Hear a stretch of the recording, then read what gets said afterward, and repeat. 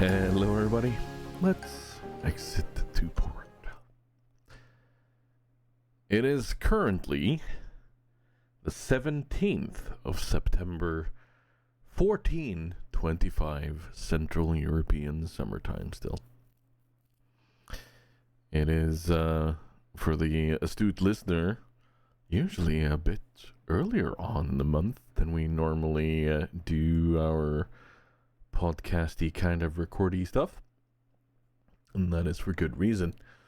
We will talk about that very shortly, but first I need to introduce something else that is a bit shortly, and that is my co-host Grumbles the Dwarf.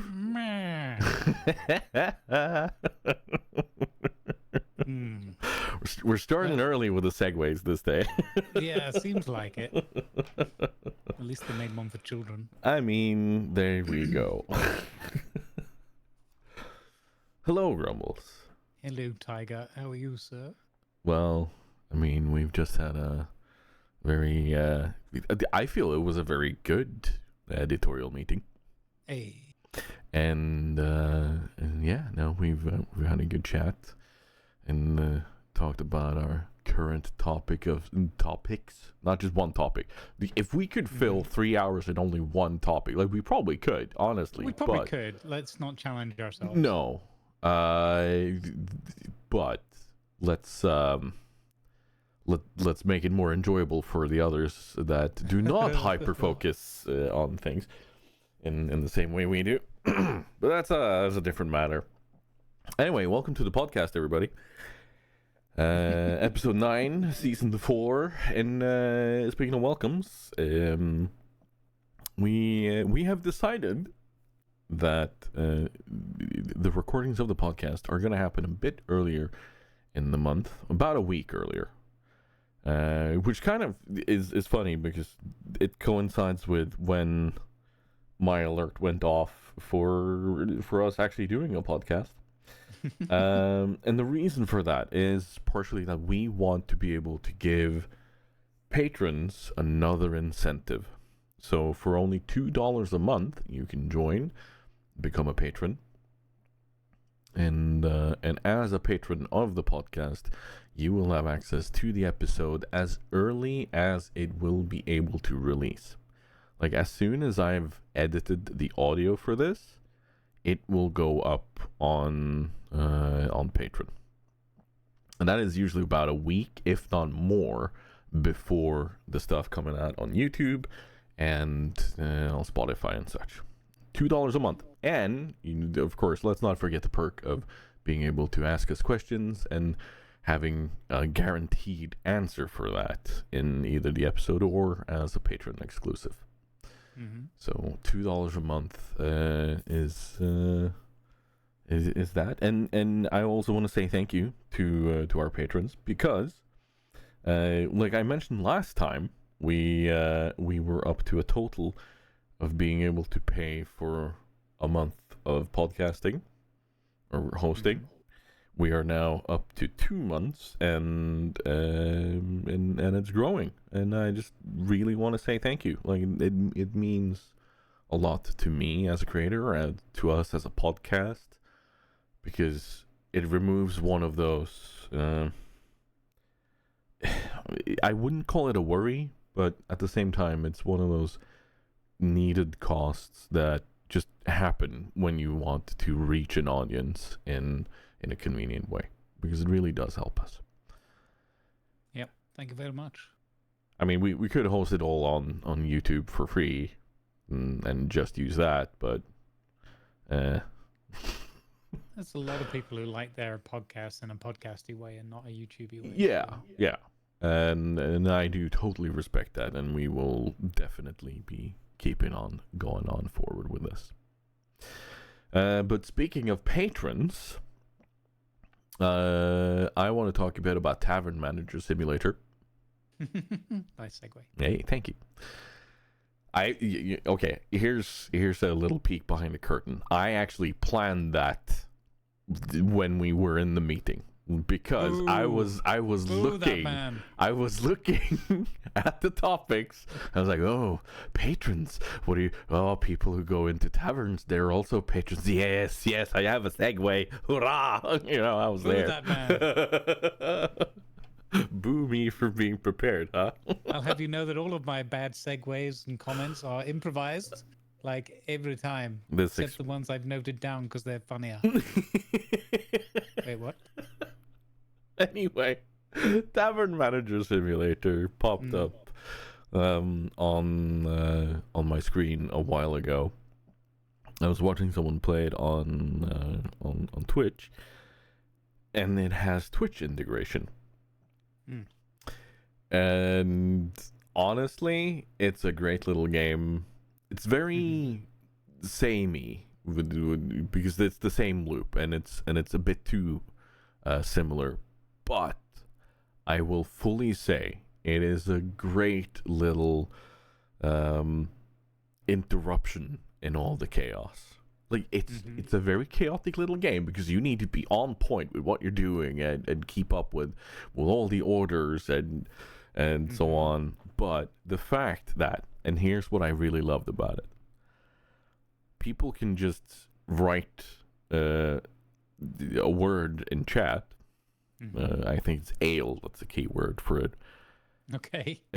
and then they will go into a queue.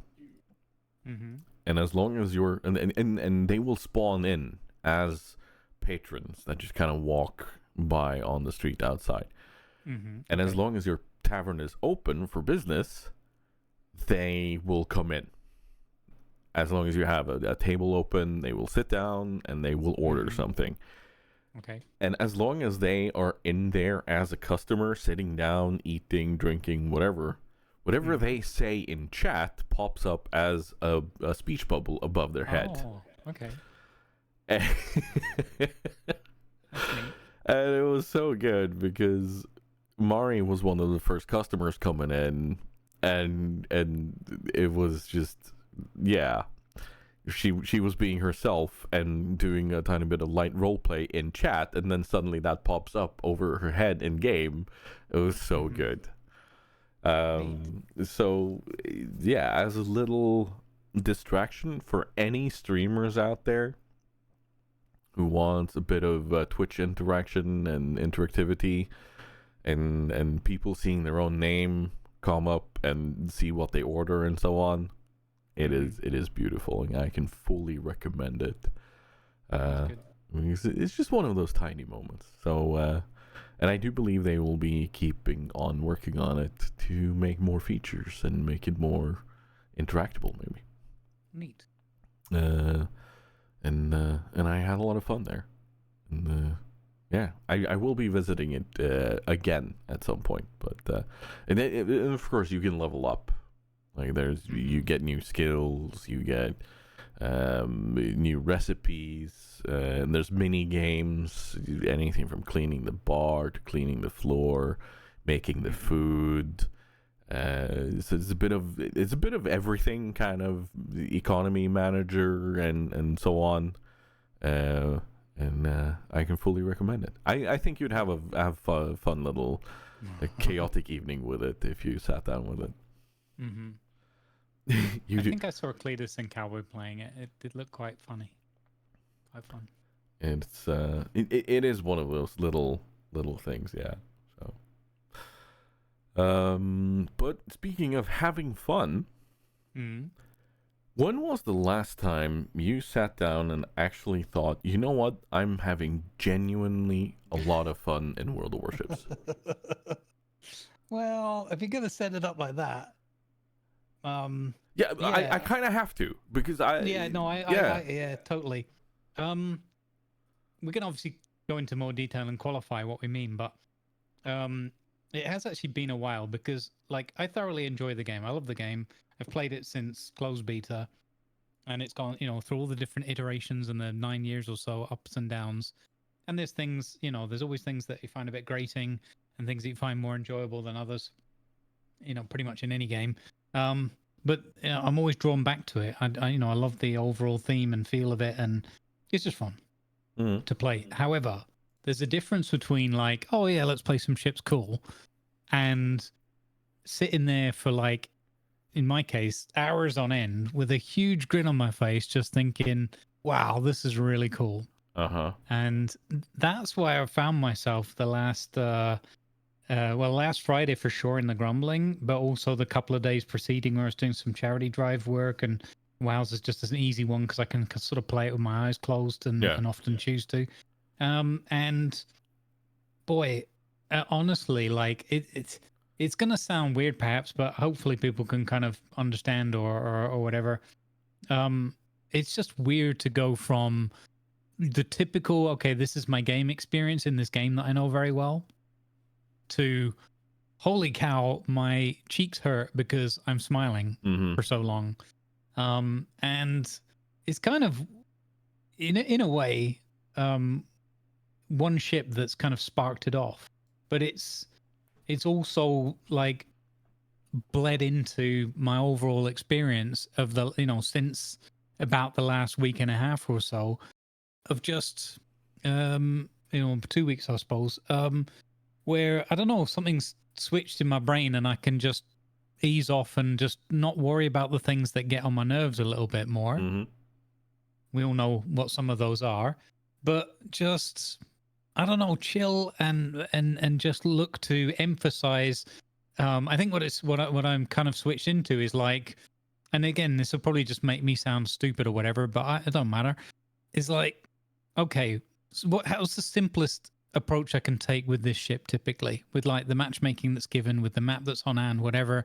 What's this ship good at, and where can I do that well on the map? And also, dare I say it, because of my experiences learning to play submarines, it's reminded me of team play elements that I was perhaps cognizant of, but not necessarily always following up on. Like calling for support to kill an enemy target that's a priority, or getting people to focus on taking a cap when they're kind of losing the game on points and that kind of thing.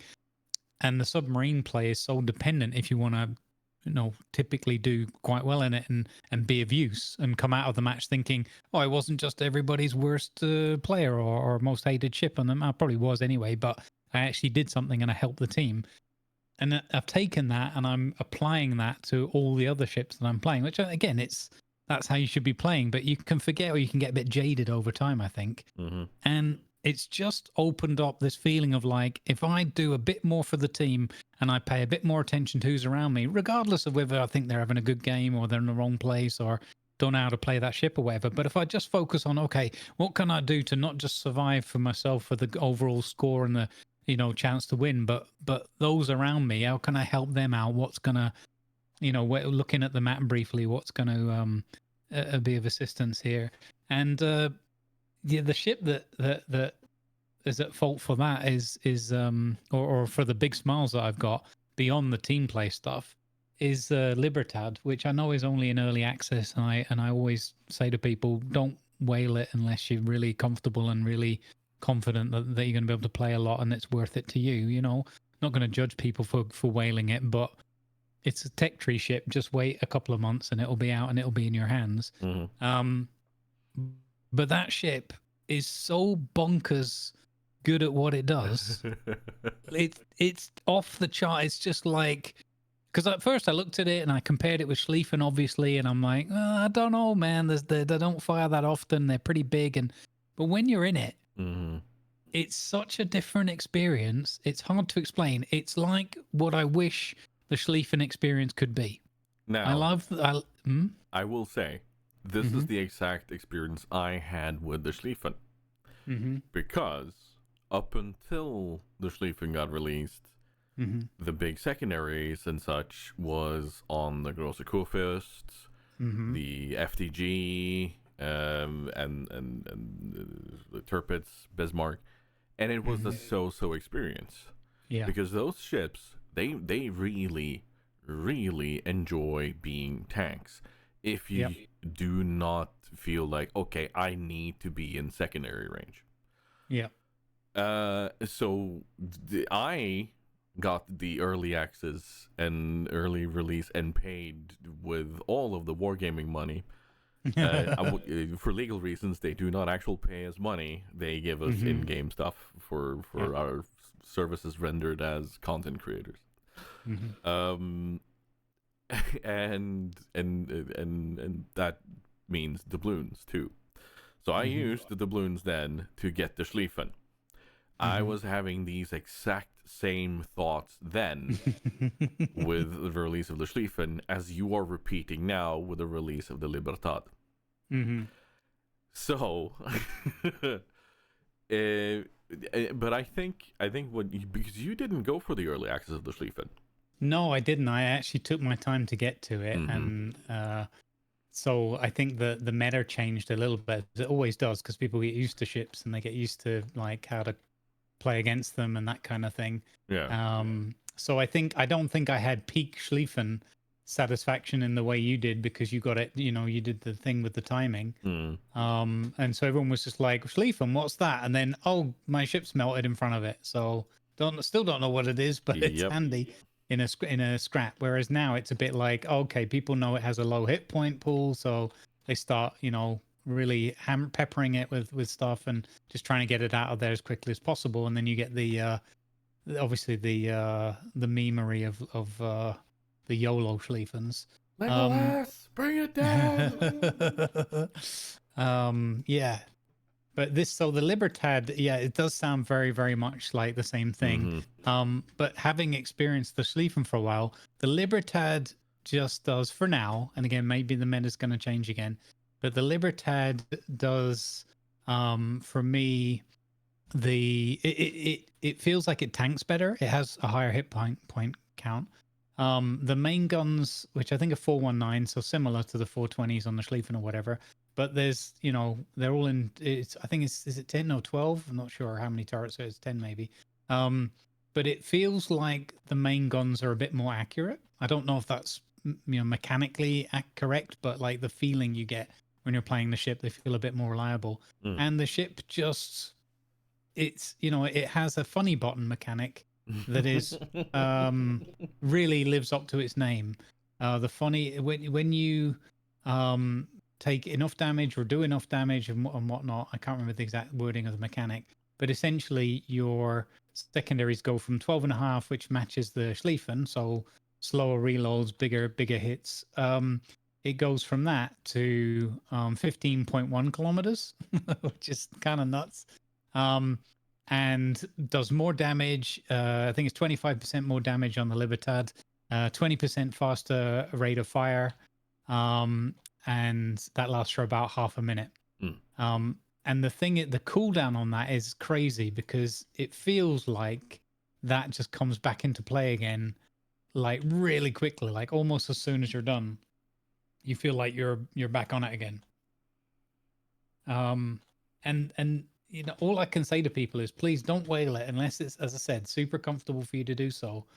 But when they come out, if you like brawling battleships, please do yourself a massive favor and just go and get that boat straight away, because it's hilarious. It is hands down, and again, Tiger with your Schlieffen, but for me, it's the single biggest smile ship that I remember for years. I'm trying to think of another ship that's made me smile like this, just playing the game. Just like, there's no guilt with it. It's not like playing a submarine and doing well or something. You can't have any negatives whatsoever, because you kind of you're instinctively moving with that ship to be in a decent medium to short battleship range. You take the punishment better than the Schlieffen seems to, with a good heal and your extra hit point pool to start with in the first place. Your guns feel like they do a job when you need them to. And I think it's 6 turrets, isn't it? Because it's 3 and 3. One of them is a 360 or something in the middle, I think. So you often end up firing 3. It's like 6 shells at one ship, and then 6 at something on the other side while your guns are still rotating, that kind of thing. And the secondaries, just, you don't get the mega numbers like the 700 secondary hits and stuff like that typically, but the 150 that you did hit with, they hit like a truck. Like they're like 2, 3, 4s or something, right? Yeah, the caliber of the shells there, like kind of when I think we talked about this on Friday. The caliber of the shells on the secondaries of the Atlantico is the same as on the main guns on the Henri, I think. And they've carried that over to the Libertad, as far as I know. So these are over 200 and something millimeter, 230, 240-ish. Like it's big, and they hit like an absolute truck. Like it's a tiny, it's like being pelted by, small. It's like having like a little Henri or something that's just constantly firing at you. It's like over and over again. Like again, it's not ridiculously fast like Schlieffen secondaries, but you notice it. So what you get visually in the game is very rewarding because the little salvos from the secondary guns aren't this constant rain like you get with Schlieffen, which is just bananas. And if you get the right circumstance and whatever, it's still probably the pound for pound king. But what you get with the Libertad is you get these volleys. So it's like seeing volleys of these medium caliber shells just constantly, it's like you've got a little buddy in a cruiser with you. And again, I know people will think of this quite literally and be like, well, of course it is. That's what it is. But I'm trying to express in words, which is hard to do, the feeling that you get and the emotion of just constantly seeing these volleys go out all the time. There's nothing. I don't know. The Schlieffens obviously is like it, and the Ruprecht and that, and I enjoy those ships still as well. But I feel like the tankiness of the Libertad, and because it's got a slightly unusual armor scheme as well. I'm not the one to go through all the mechanics that well, but it's basically kind of chunky and quite tough in terms of HE spam and that. It does all right for itself. So it doesn't feel like it's getting ripped to shreds by everything that's aiming at it, like in the same way the Schlieffen does. So as far as I can remember, the Libertad, Los Andes, and so on, they are actual battleships, whereas the Schlieffen in that line, they are battle cruisers, or that's what their designation would have been in real life if they were built. But the Los Andes and so on, they are actual battleship spec. So they will be a bit more tanky. Yeah. And the thing is, you feel it. So that I guess that's the thing I'm trying to convey, is you feel that difference. You feel like you're there, you're chunky, you're in the fight, and it ain't going to be so easy to put that dog down. You're like, no, I'm still here. And then if you can try to disengage and whatnot, if you need to heal up, all the usual tricks that are good common sense in, like rather than charging one way only YOLO Schlieffen, you can charge in, that's fine to get in range and everything, but then think about, well, what's my escape plan? Which route am I going to take to get out of here? When can I turn? That kind of thing. You need that same sort of strategy and approach with the Libertad, but maybe it's slightly more forgiving. Yeah, no, I'm very much looking forward to getting that ship and trying out a full division of Libertads, just to see how it goes, because the pushing power of 3 Schlieffens is insane. Yeah. Yeah. Yep. Yeah. It's gonna be grand, I tell you, it's gonna be grand. And the smiles we're gonna have and the smiles we're gonna give people when we do that is gonna be another, heartwarming moment, I think, for the grumbling. The last time I think I did something like that and had a huge smile on my face was 3 Schlieffens, and then before that it was 3 Lenins. So yeah, there's definitely gonna be a whole thing there. You mentioned strategy, and we're staying on World of Warships, by the way, because I want to talk a bit about the application of large and in-charge super ships.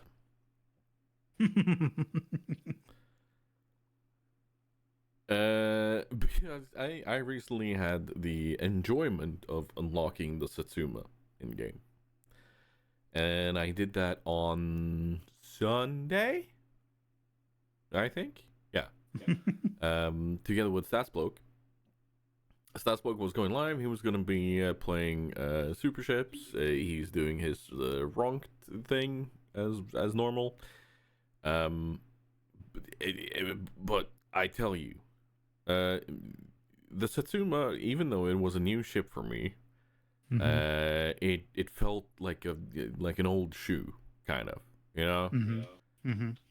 Because it was like so familiar to the Yamato, so familiar to the Shikishima, to the Musashi, and that was very much instrumental in me being able to pick up the ship and just go, this is how that works.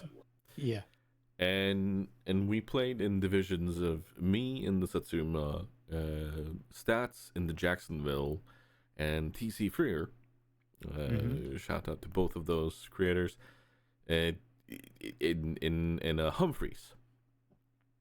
So we had the scary triangle of doom as such, because you had TC, who had the ability to put down an absolute monster of a smoke for Stats, who could then creep up and have all the buttons, both a funny button and a radar button and a hydro button, you know, all of these things.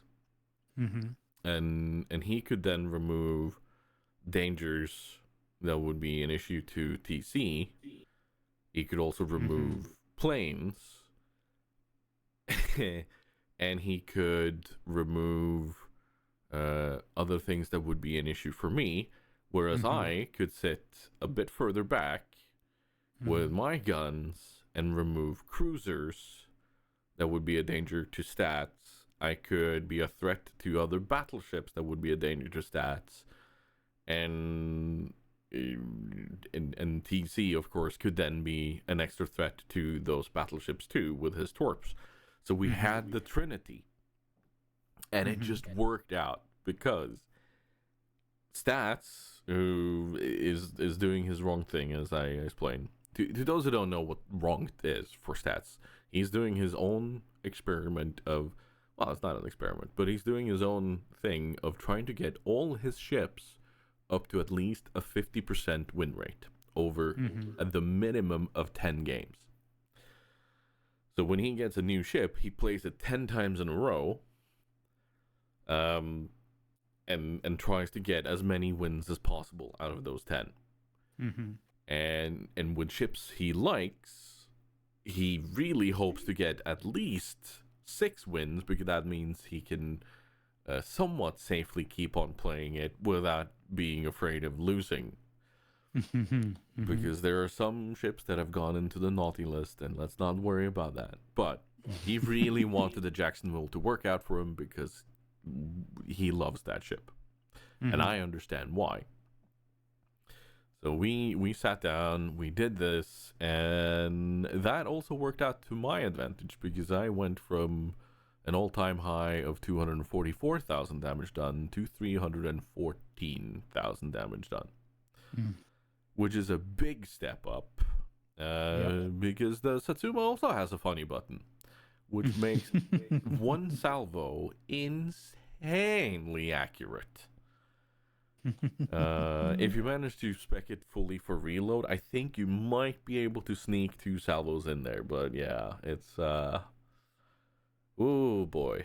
I might need to sit down and actually learn how to use the funny button that a bit better, but tell you what, seeing a Nakimov and then being able to go, oh buddy, oh hello, because you have the range across the entire map and just go nom nom nom nom nom, you know, it's just like I said, familiar shoe. If you like the Yamato and so on, the Satsuma is just going to be one of those ships that just kind of, yes, it sounds works. amazing. So yeah, big smiles in World of Warships these days. And I'm really happy about that, because it's been a while since I've had that. And I'm not gonna go on a rant about other things that do not make me smile in World of Warships. Don't mention them and they'll go away on their own. Yeah, hopefully. Don't mention them and they'll go away on their own. It does not work for patrons in a grocery store, by the way. Okay. They just Right, kind good of to hang know. around like a bad stink. Wow. Uh, Wow. Now's your chance to sign up and be a patron, stinky patron of this show. No. Customers in Grocery Store Simulator are fun because have you played Grocery Store Simulator? I have not, Okay. but I am aware of it. I've seen Doc Gluon play it quite a bit. It's a multiplayer game where you can bring your friends in to help you manage your little grocery store in a place that looks to be in Nevada, but it's not in Nevada. We have no idea where we're at. But it's just absolute chaos, and it's so much fun. I don't know how to explain it, but this is maybe one of the more fun things you can do with a group of 4 to 5 people. And you will need these people because your store is going to be so full, and you're going to need help restocking the shelves with goods. You're going to need help unpacking and ordering new goods, and manning the cash register. And yeah, it's, oh, dude, you need It to sounds play like this. perfect organized chaos. It is because like even with me, Yeah. Andritos, Yeah. Skype of Cthulhu, Yeah. and Punky, Yeah. all together, Yeah. trying our very best to keep the store organized. There were several moments where we just had to go, no, we need to close the store to reorganize, get stuff in our shelves, get stuff put in places that make sense, and just kind of, land a bit. Because my God. It just keeps building and building, does it? It does. And then you can level up your store with the size. And every time you level up the store, you get access to new stuff. And that means customers go, oh, they didn't have that in stock. Or, oh, they have everything I want. Or, oh, this is perfect. And you kind of need to keep an eye on them because you get no indication other than where they're standing in front of the shelf. And a tiny kind of audio cue about, oh, is this too expensive? Is this perfect? And whatnot. So if they walk up in front of one of the coolers and then they say they didn't have what I want, then oh, they're looking for something refrigerated. What is it that we're missing? Are we missing milk, beer, energy drink, you name it? Yeah. And then you have to manage the prices, and it was so intense but so much fun. And I could easily see this being an excellent game for Twitch integration. Again, being able to kind of go, okay, I'll join in as a customer, and then you get to do that because oh my word. It was so much fun. It was excellent amounts of fun. And especially if you have a few people that aren't necessarily as OCD, but then you have some of them who are. Then there's this what should we call it? A perfect storm of chaos meeting together. But no, it was so much fun, and Grumbles, if you can get a key for it, then I would very much recommend doing that, especially if you can bring a few friends in. Grocery store simulator. Okay, yeah. I'll have a look. I'll see what I can do. There was how do I describe it? There was a certain feel of magic to it. Mm-hmm. But I don't know how to describe that magic. Yeah. But that's cool though. I like the way you've described it. Sounds amazing, especially because you and that friends group have got really good, like, you're very knowledgeable of each other. You know what works and what doesn't acoustically. You got good, good communication in that. So it's the fact that even you guys were like, "Oh, okay, hang on, we're losing it here." Yeah. hold up. Because Sounds good. Because it's the chaos of we're missing something in the shelves. Quick, go grab that. Oh, there's an open shelf. I'll just shove that in. It's not supposed to go there. It goes over here. Ah!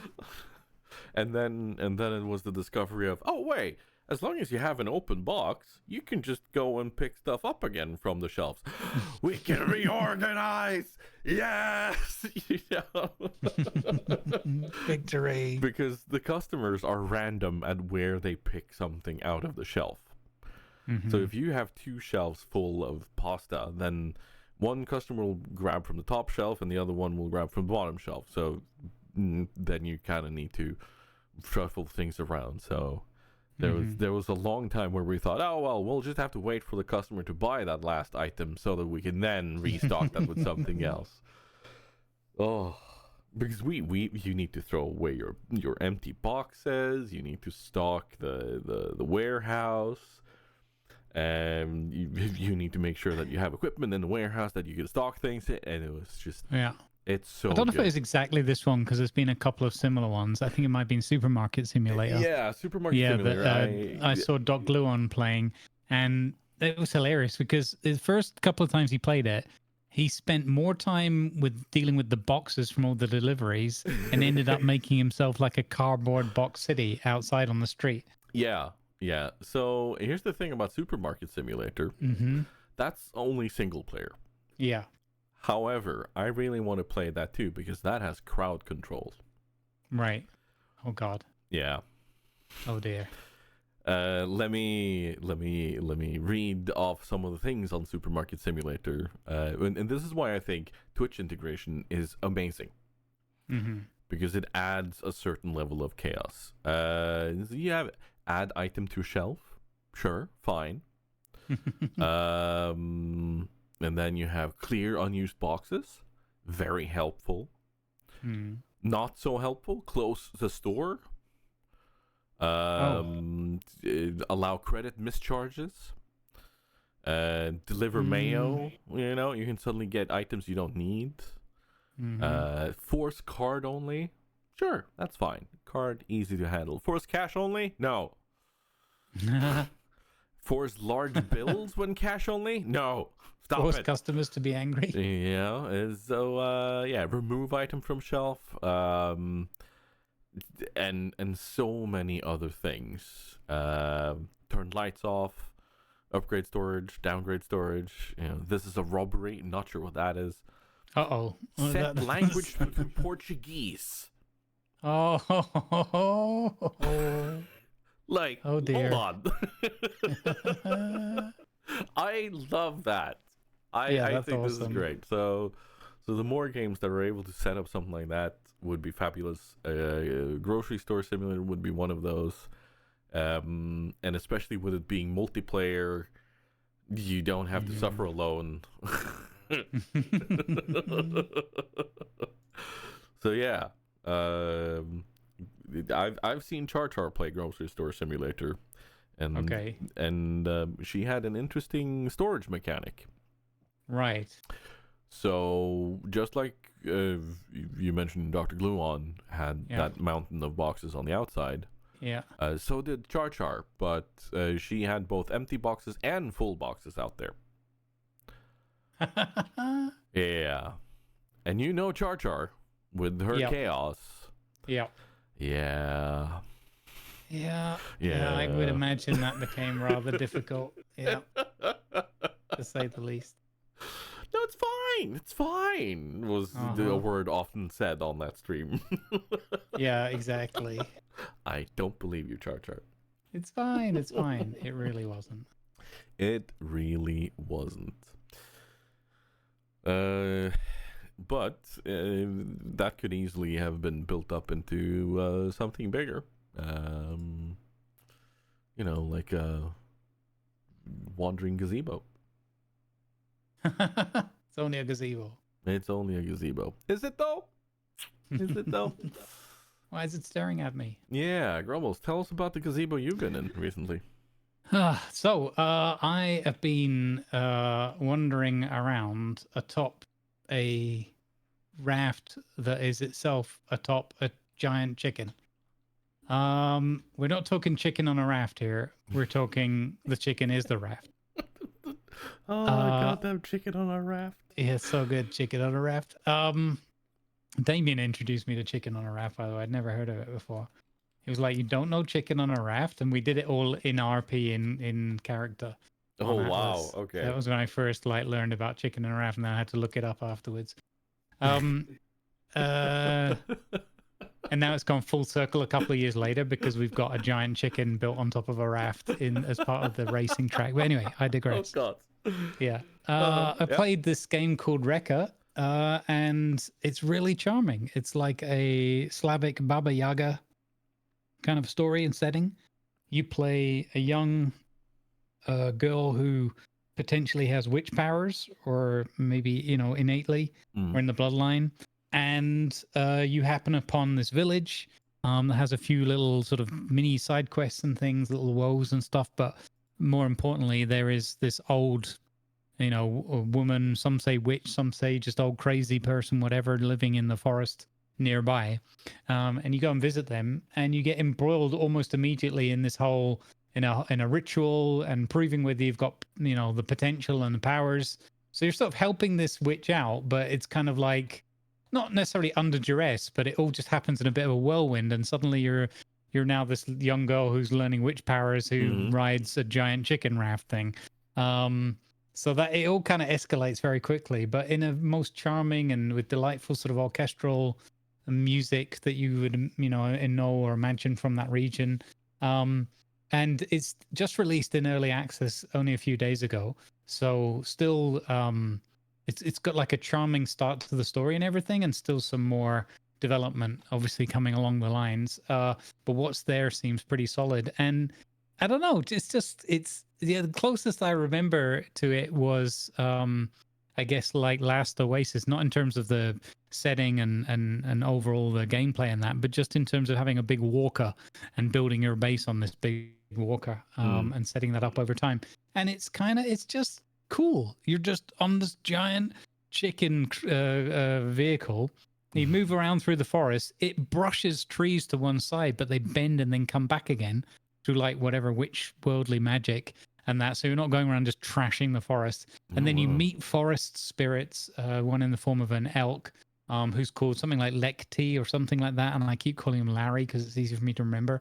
And you do like more little side quests and things. And the village has got lots of side quests. There's different areas to visit. Sometimes you can stumble upon stuff and it's like, oh, this seems like a mystical area with power to it, but it doesn't make any sense to you right now. So kind of check back later kind of thing. And it's all set up in a kind of really quite large map with like lots of little zones.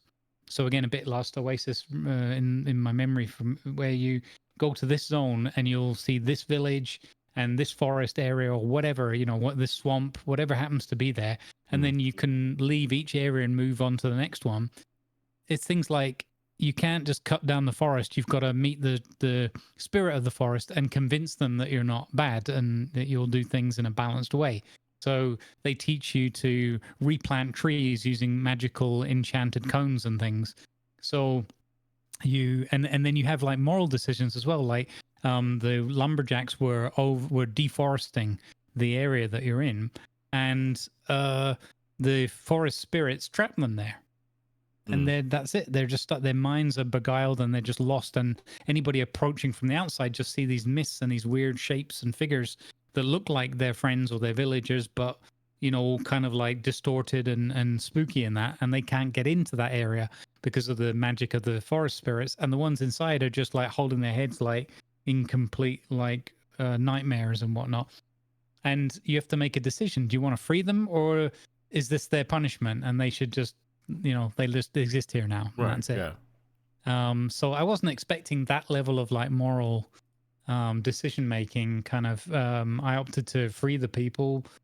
It was just interesting that it's got even that level of depth and thinking to it. So if they keep developing in that direction with that kind of depth, I think it's going to be a really fun, well fleshed out experience for people, because the mixture of this sort of cartoonish animation and art style, the ambient sounds and the orchestral music and everything, the kind of folklore and fairy tales around Baba Yaga, and it's just nice to see something that feels also quite fresh and a different a different spin or a different folklore and different lore being brought through into a game, rather than you get a wand and you cast a spell kind of thing. It's much more nuanced and more sort of ritual, and go and collect items that you need and stuff like that. It's pretty cool. I like it. Early access.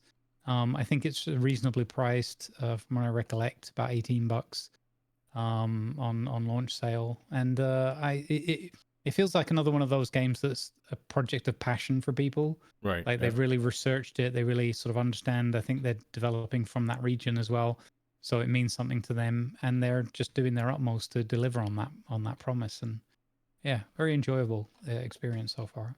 What I really love about those sorts of games, because we keep seeing these pop up from place to place, and I'm gonna use not necessarily the best example of this, but like Black Myth Wukong coming out as the first proper AAA game out of China, and showcasing in a big way a lot of the Chinese myths around Wukong, Sun Wukong, and so on, and bringing that to the forefront. And then you have games like Reka, bringing forth Baba Yaga and the stuff from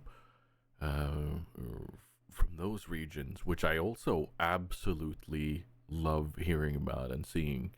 And it's just like, I want to see more of this, because a lot of people are super aware of Norse mythology, and then there's of course everything in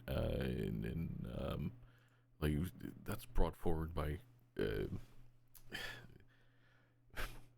Christian mythology, to use that word, because it is a mythos. You have the Greeks, the Romans, Egypt. All of these are super popular, and they are fairly well known. But then you have the folklore. Like we keep hearing more about stuff coming out of Scotland and Ireland now.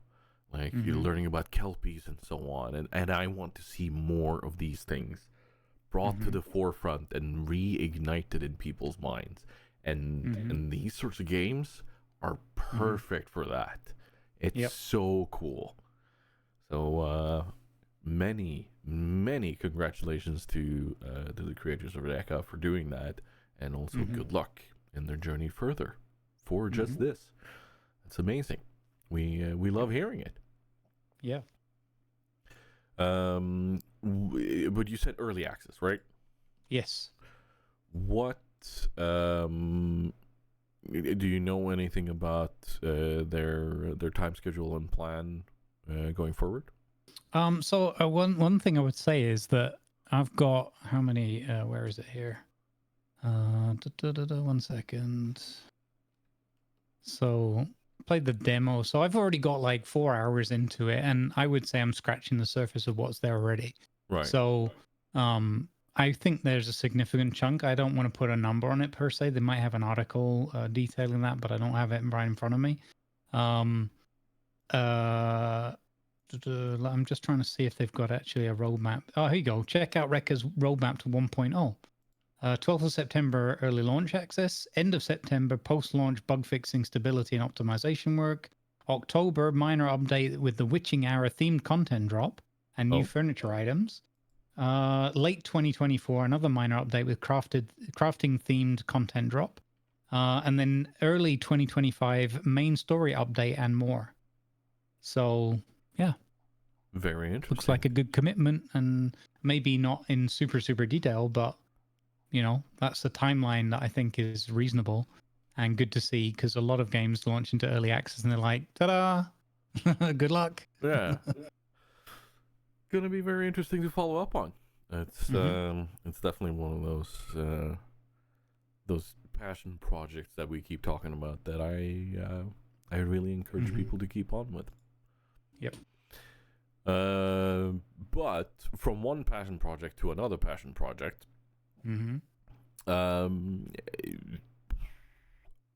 how's that factory doing? I would say it's more than satisfactory. Heyo. Nice. Yeah. I got introduced to this a while back. I think it was one that you had played already and thoroughly loved. And I was like, I don't know, man. Factory things. I'm not very good on brain power, and I wasn't sure. And then we gave it a go, and it was just hilarious. It was great fun. But especially started off on my own, and then we went into co-op together, and it was just a constant giggle, just constant giggle. And then I kind of got caught into like the depths of everything that's possible in the game, which sounds like a good thing, but I got overwhelmed by it. And it like to the point where I was like, I don't really think I can play this for a while. It's burning my brain out, kind of thing, because I got drawn into, which is part of the game, and some might say part of its charm and whatnot. But I don't necessarily get something out of like, oh, I've got to compete, or I've got, like, even with myself, or I've got to get this thing done and do this on time and all that. I don't know. I found it kind of got me a bit not really stressed, but just worn down, like, because there was always the next thing and the next thing, right? So these are in a way compliments, because it's about the depth of the game, which is incredible, and even more so now with the 1.0 release. But yeah, since 1.0 released, I picked it up again after quite a long time away from it. I hadn't played since the months ago when we finished I think it was 21 episodes I'd done or something. So we played quite a bit. And basically I need an intervention from friends, because I am completely smitten and addicted to it. It's not in the way of, because I'm being very careful and managing it in terms of I don't want to push myself to get this thing and get to the next level and all that kind of stuff. I'm largely ignoring the main like objectives and big phases, because they're the things that they really grind you. You need all the things. That's where the grind is in that game. But yeah, that's also that's also where some of the danger is, because not only is it the grind, but that's also one of those things that usually open up a whole slew of new things. And if you're already in the middle of, ooh, I want to do this thing, and then suddenly, ta-da, this is now available. Like, what do I do? Do I do that thing, or do I do? Ooh, what do I do now? I'm just going to go pick pale berries. Do you mean like, would this count? Would this fall into that category? Say, for example, somebody, not me, just at random, might, for example, commit a whole lot of resources to something, then have a mild panic attack that they want something else, and then go back and double down and commit another load of resources because they couldn't make their mind up of which milestone they wanted. Would that? Yeah. I'm not talking from experience here, even though it might sound like it. No, not at all. That would be it. But coming back to it a second time, it really is brilliant. Like, it's just for if you want a first person kind of, build it, automate it, have fun with it, just try and and take it to whatever level of depth you want to and you're comfortable with. You absolutely can do that. You have to be wary and mindful of the fact that it does have this big draw. It's like sucking you in all the time. Again, not meaning that as a bad thing, but you've got to be careful and mindful if you know yourself and like I am. I tend to get a little bit a little bit carried away with these things sometimes. Yeah, it's great. What's your experience been like, Tiger, as a much more experienced player with it? 1.0 has brought so much quality of life, both in the way of new interactions with Ada, your voice over thing in your head that tells you what to do, what you've unlocked. Quality of life in how you interact with certain items, and I guess tiny spoiler alert here. Biomass burners now have a belt feed, which means you do not have to manually keep on feeding your biomass burner plant thing. You can actually fully automate those too. The only thing you have to automate is, or manually feed is, of course, the production of biomass. Unless you find a way of mining that somehow, which I don't think is possible. Although I could be wrong, but I digress. The quality of life there is fabulous. They have revamped some of how you go about and learn things. They've revamped some of the recipes, and I absolutely love it. I am so looking forward to learning more and more about this, but also story. One of the things that I was missing throughout the entire beta, or for the lack of a better word, beta, it was, what are these work in progress items? What is this Samor? What are these Mercer spheres, these Summers loops? Where do they tie in? Why? What's with that? And then how do we go about using them, and so on? And now we know, and we have figured it out, and I love it.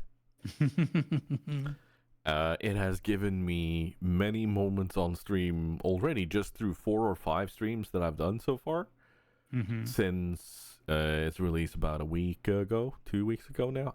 How long is it? About a week. Yeah, about feels a week. Like a year, but there's so much. But it's to get just lost in. Like, I just sat down and I started getting these prompts. I was like, ooh, what?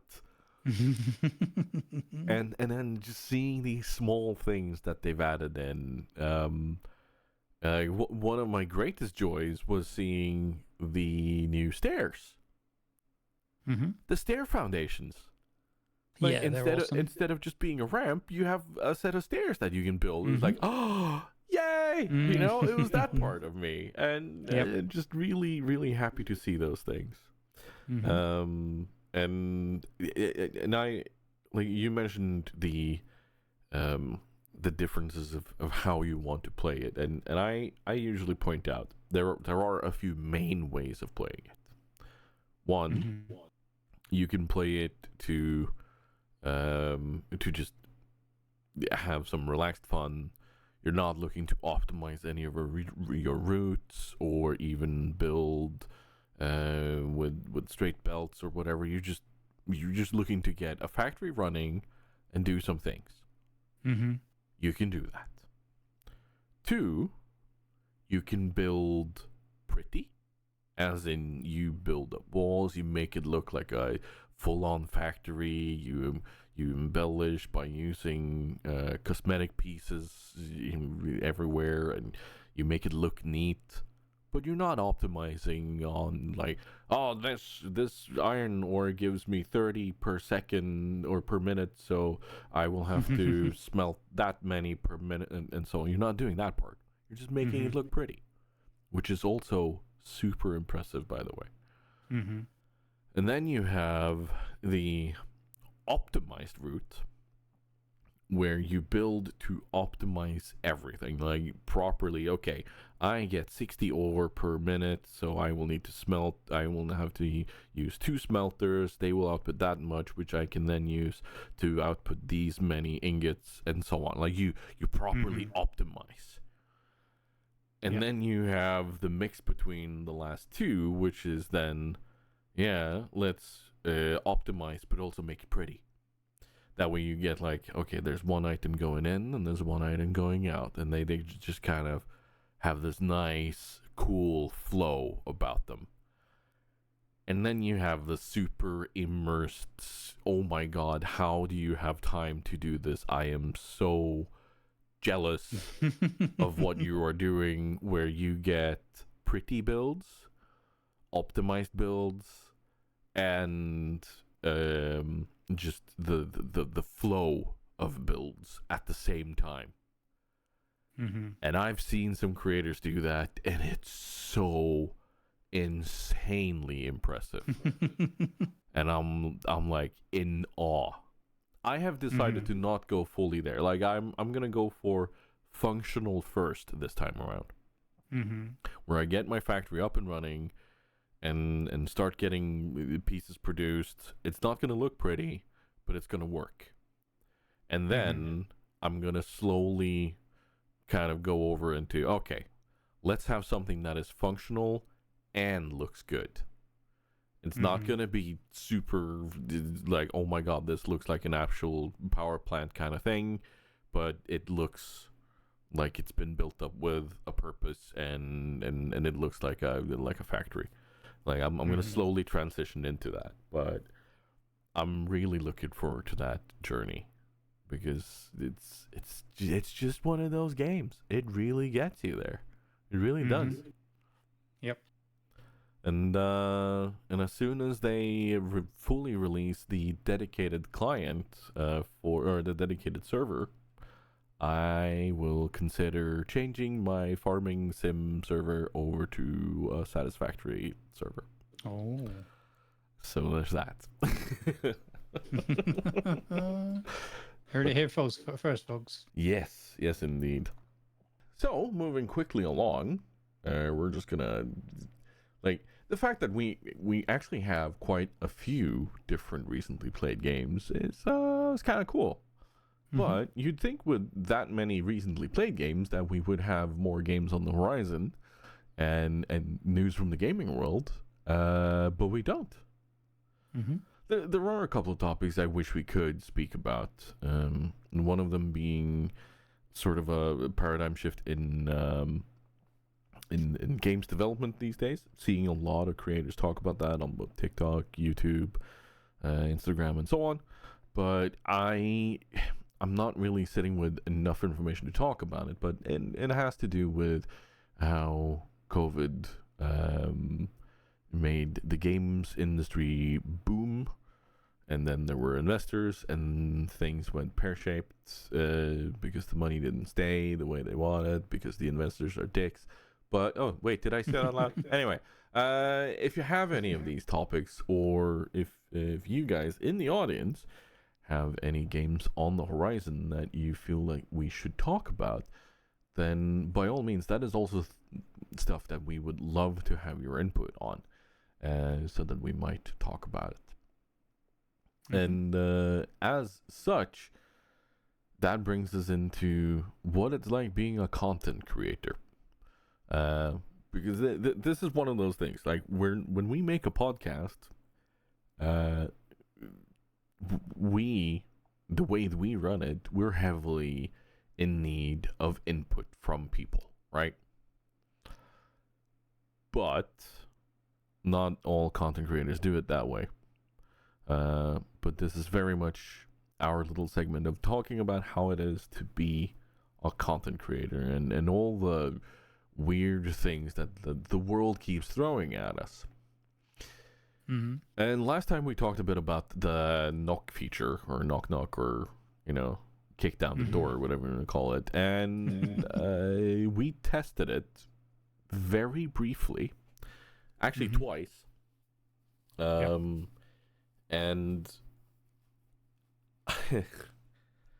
I'm not impressed. But that could be because it is so chaotic trying to do this while you are live on stream. But it kind of requires you to be live on stream. Or so I thought. because during our editorial meeting, Hey. I figured out that yeah, you can actually do this entire setup offline, but there was no indication of this when they introduced this feature. There was no indication of it at all. There was no talk about it. There was no prompt that, oh yeah, you should probably go in here and check this box and do that. There was nothing, and it pisses me off. And it's just time and time again, Twitch do something, and I get it.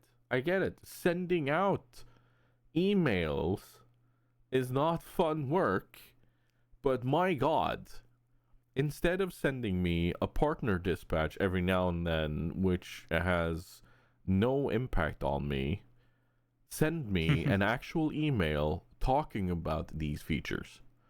Because a little pop-up or a thing going blip in my dashboard and then going, oh, we added this feature, doesn't tell me anything about it. A blog post is not inviting for me, you know?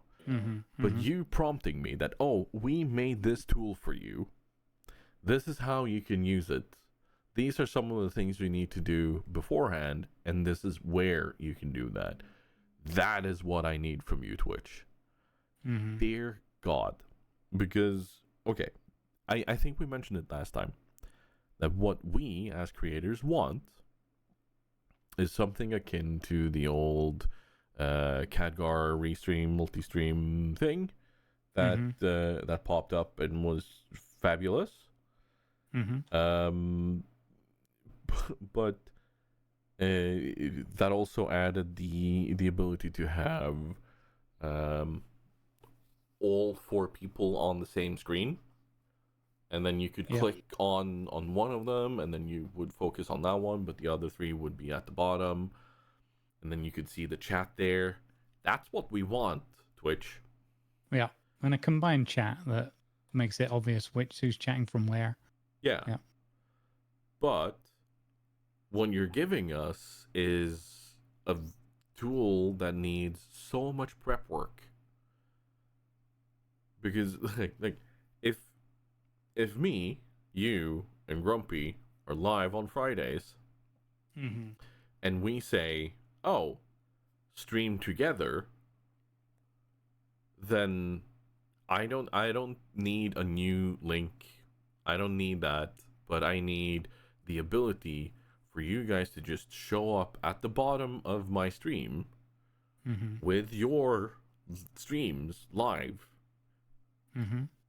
So that people can click on that, still have the views go out to all of those who deserve them, i.e. all of us, since we're streaming together, and then they're so close. They're so close to hitting the fucking jackpot on this thing. But they just need a tiny bit of collaboration with streamers to tell them this is what we want. This is how we envision it. Yep. And I really hope they're able to do that. That being said, we are going to give it one last try and do some offline setup of this to see if we're able to nail Last it and chance see if saloon, it is Twitch. actually is a good tool. Yeah, last chance. One last chance. Last chance for a first try. Yeah, nailed it. Speaking of nailing it, Sub-Tember's here. Yep. It's gonna be over by the time most of this episode is out, of course, or not over, but the big thing that they did was this whole bit, giving out extra bits. Yeah, the power-ups giving extra bits. I mean, they've done the extra bits on bits before, but this is the first time they've had power-ups. Yeah. Yeah. So to clarify, Twitch gave 10% extra bits on any bit gift of 300 bits or above. So if you give 300 bits, Twitch would give 30 bits or more. Like they would occasionally throw some more bonus bits there. However, this whole power-ups thing was new this year, and the power-ups are fabulous. Like the Gigantify emote, I absolutely love that as a feature. That is so good. Seeing all these fabulous emotes that people have in glorious HD and showing up big on my screen, I love it. And Twitch added 10% to that. So if you had that set to 10 bits, then you'd get an extra bit from that. And I think that's really cool. But there's a, what should we say, a side effect to this. You know, me and you, we have our alerts. Yep. And it turns out that the extra bits from Twitch, they count as a separate bit donation. Yeah. So, well, they count as bits. So instead of it being like one of the things that's been a bit frustrating with the power-ups is that they don't have, I mean, probably they do on Twitch, but external services and things don't really have like a connection to that. So actually, at least StreamerBot does now. Oh, okay, awesome. Yeah. So all hail StreamerBot. So I have to look into that. But so initially they seemed to just come in and people were spending bits, which is cool, and they were doing a cool effects, which is cool as well. But then you wouldn't get notified. So if your chat was busy or whatever, you just didn't notice. Yeah. Right? Or if you were engrossed in what was going on your main screen. So my pain was always like, oh, somebody gave me bits and I didn't say thanks, which always bugs me a little bit. And now they kind of doubled down on it because not only do I still not get an alert or whatever, so I have to notice it happening, but on top of that, it triggered bit alerts. Yeah. So I exposed it around the way. At least I was getting alerted that it was happening. But it was kind of frustrating for me because all of a sudden I was getting whatever normal alerts I had set up for stuff, and then an alert for like Twitch gave you an extra 10 bits or whatever. So yeah, and then it's like what? Yeah. What so happened? Depending what you're doing, you're trying to focus on something or whatever your flow is, it's a little bit disruptive. So there's the good side of being disrupted, that people are being generous and supporting you. That's awesome. Don't stop. But there's also the whole getting double sets of alerts for everything every time. Yeah. So all I had to do was go in and tweak it and say, look, don't give an alert for random bits above a certain amount. But previously, my other alerts weren't, because weren't triggering that. But these ones were coming in at just enough with percentages and whatever to be enough to trigger. So it just kind of tripped over a whole lot of alerts that had been dormant for like years. It took years, like I hadn't touched them. And then all of a sudden it was like, huzzah, remember me that you set up 4 years ago? I'm here to say hi. And I was very discombobulated by that. I was so confused when one of the first times that happened. I think it was Urban Hangman who gave me 1,500 bits. And then that whole alert that I have there, that's fairly loud and fairly wake up kind of thing, went off. And suddenly there was an angry moose going off in my ear because I have the 100-bit alert too, that of course got triggered by it, and it was like, why is there an angry moose? What's going on? And there's that Twitch gave you 100 bits. Like, no, stop, no, don't make this an alert. That's not. I don't like this. Because my brain went from in constant shock to suddenly, oh no, we are gonna have so many alerts going off, aren't we? Oh no, it was that thing. Yeah. And another thing that we noticed was, like, for instance, if someone gave 1,500 bits, that's 150 extra bits from Twitch. And that is 2 events into starting hype trains. Oh, there you go. Yeah. So suddenly you have one person able to start his or her own hype train, or their own. They didn't think that one through very carefully, did they? No. Or did they? Or did they? Or did they? More hype trains than ever before. Yeah. Oh, that's actually a thing that I forgot to talk about or edit in here as part of this. You can now see in your follower list and such if there is a hype train going, and it will say specifically if it is a golden Kappa train too. Oh. So, cool. and that's actually kind of cool. I like that because that means you have the opportunity of hopping in, giving some bits, and being part of that woo kind of celebration. And that's cool. I think that's cool. Yeah. That is cool. Both as a content creator and as a purveyor of things on Twitch. Mm-hmm. But yeah, no, I think this year's Sub-Tember is better than last year's Sub-Tember.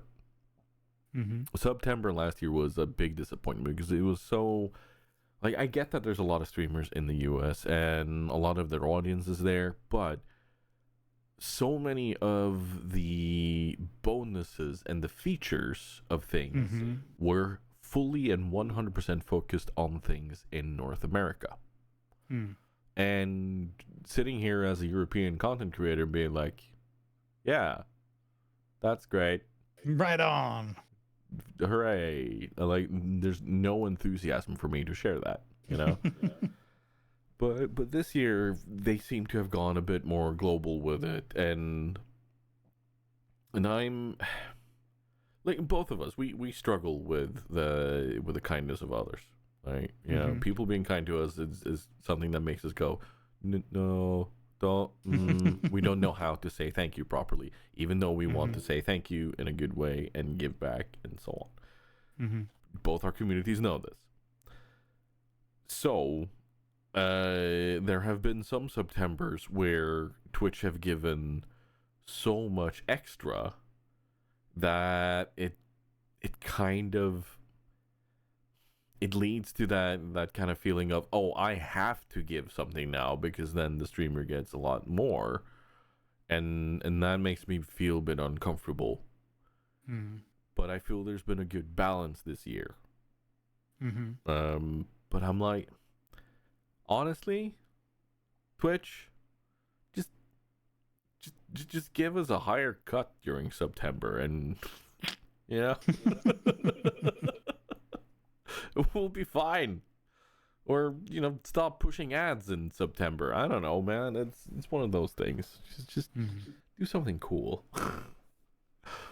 But they are working on things, and it's clear that stuff is still going on at Twitch, and stuff is, I think they're ramping up more and more to try to turn a profit. Yeah, for sure. And as far as I know, it is working, which makes me happy to be part of this platform, but it's yeah. It's also making me a bit uneasy. Yeah. It's still going to be a bumpy road ahead, I think, but you know, at least they're trying. At least they're trying, and one, I will say this: I will give them kudos where kudos is applicable, and they have a couple of things that I want to give them kudos on. Recently, like we've been doing the whole whipping of horses, dead and alive, and no, I never do that. Well, not a live horse. That we would never do that. But proper dead horse, you know, just a husk of a skeleton there left. Yeah, we'll just go to town on that. That sounds weird. I won't lie, that sounded weird. But we have said so many times, make things opt in and not opt out. As in, I don't want to have to go into my settings to opt out of something. I want to go into my settings and opt into it. And finally, at least I got that pop-up on my dashboard not long ago with this feature. And the feature I'm talking about is the sharing of clips. And some of you might be like, but Tiger, you can always share clips. This, however, is where they went a bit rogue. They at least asked me if I want to enable it, but the feature in question is to allow your viewers or whoever creates the clips to share said clip on their own TikTok or YouTube. And I'm like, what? Why? Why? Like, there's already enough trouble with content creators losing their own content and revenue of it. Why would this be a good thing? Oh, we've made it easy to see where it's from because it'll automatically add a hashtag. Yes, because they fucking work. Yeah. No, they don't. Christ on a cracker. Who thought that was a good idea? Like, I think they're trying to combat the stuff that's already going on, whether that goes far enough. Like if it's watermarked or however they want to do it, which I know will be difficult on TikTok specifically. I didn't realize it was quite a prevalent thing, but I was talking very, very briefly about it with Cringer, and Cringer was like, yeah, people do that all the time on TikTok. Oh, yeah. They take, everyone's content and just present it as if it was their own on their own channels. And I didn't realize that was a thing, but apparently it is. And it's even bigger of a problem in places where the account that takes that content and posts it might be eligible for the TikTok Creator Fund, meaning they get paid for it. Yeah. But for instance, me, that's not a thing in Norway. If I post a viral clip that gets a gazillion views, I won't see a cent for that. But someone who copies it and posts it and gets 1 million views will get paid for it. So Crazy. Why would we want to propagate that and really just kind of keep that going by making it easier? Why? Like, this is, again, this whole disconnect from Twitch to talking with its own creators. Where did they think that this was a good idea? Yeah, I haven't looked closely enough at the detail of it. I can only imagine that it's in response to trying to ensure that our content remains our content, even if other people post it. But how that actually works legally and financially, no clue. And whether it will work or not, no clue. I mean, in theory, it at least gives them a framework and a mechanism where they can say, well, look, this is the legal and correct way to share someone else's content. And if you're doing it any other way, you're cheating the system somehow. But, whether that turns into something meaningful or not, I don't know. Actually, you saying that makes me think that could indeed be it. That at least they have said, okay, if the content creator has gone out and said, no, you may not share my clips by opting out, that means that their content is their content. And it's easier to fight the other side that would then be, in this case, a pirate, I guess, for lack of a better term. Yeah. But, could be a thing. Like, if I were Twitch and that was the intention, I would tell my streamers that.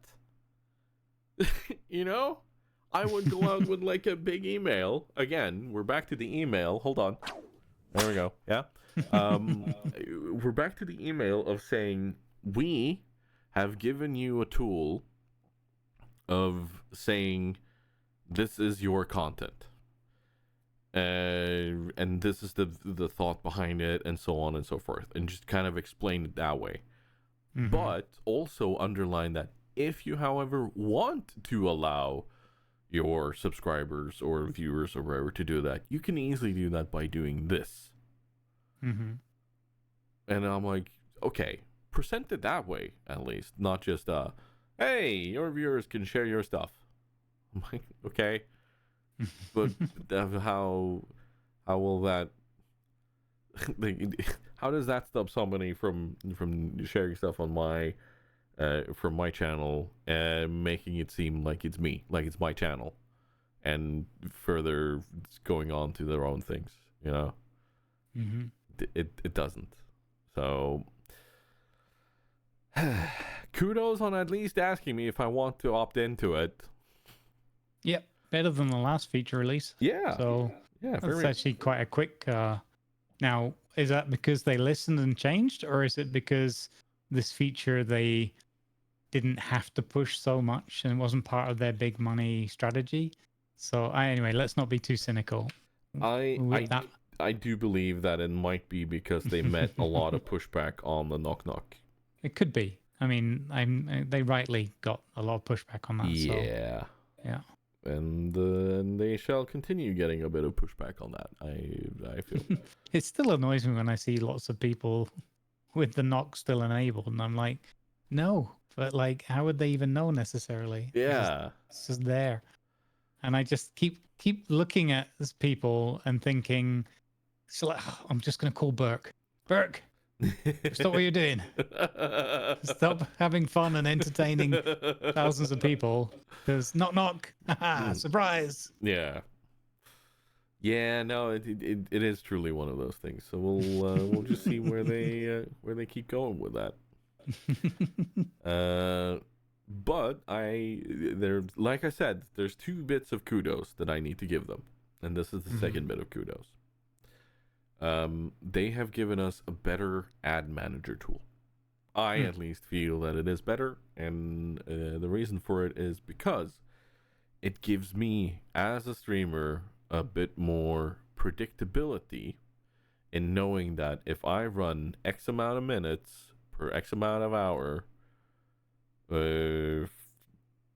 then I'll get this much income. For now, it's not for every single granular kind of shift and change, and if I run 1 minute there and or I run 25 minutes or whatever, you know, it'll give you this much income. No, it's not quite there, but for now it has given me the fact that if I run 4 minutes of ads, it'll give me somewhere between $60 to $160. And I'm hoping it'll become more granular because I ideally want to run just 3 minutes of ads per hour, maybe 1.5 minutes every 30 minutes to remove pre-rolls and do that thing. But it doesn't give me an idea for how much ad revenue I would see for that. Yep. Or it doesn't give me a heads up for how much I would see if I did, let's say, 4.5 minutes. So I'm hoping that data will, over time, build up and give me more of an idea, because that makes it easier for me to kind of go to my community and say, okay, you know what, this month I need to be able to run 5 minutes of ads every hour, and this is what it breaks down to, and so on. Because I did that with the first ad program thing that they did. Like, I asked the community, what would you guys be okay with? And they voted, and we did the thing. And so now, being able to see that a bit better and control it, where they pop up, how long they are, and so on, that's it gives me, like, I still have an issue with ads, but I have less of an issue now that I have a bit more control.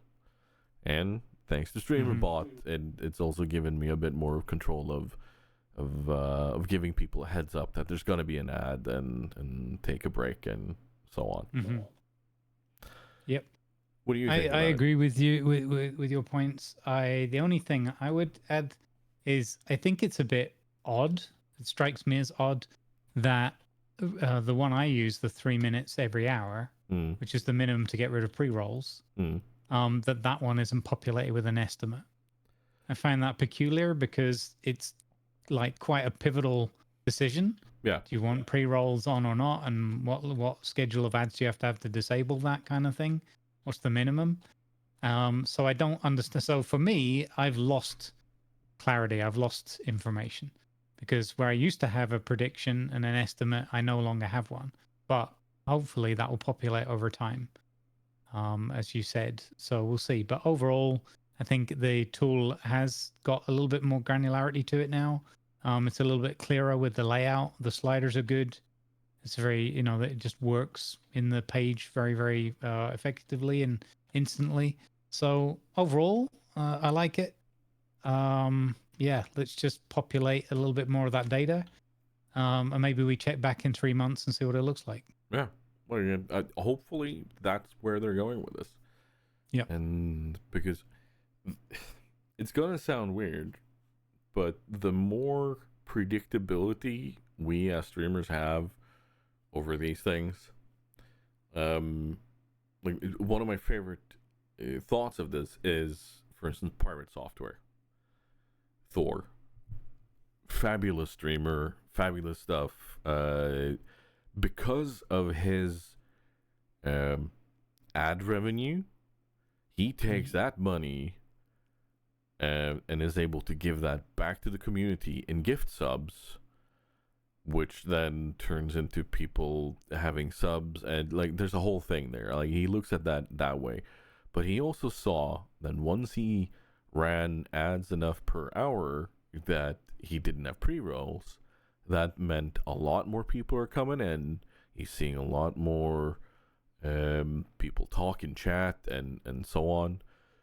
But because of the predictability of the amount of money, and he knows that it's going to give somewhere between this and that, he can predetermine that, okay, we can give out this many gift subs this month because of that.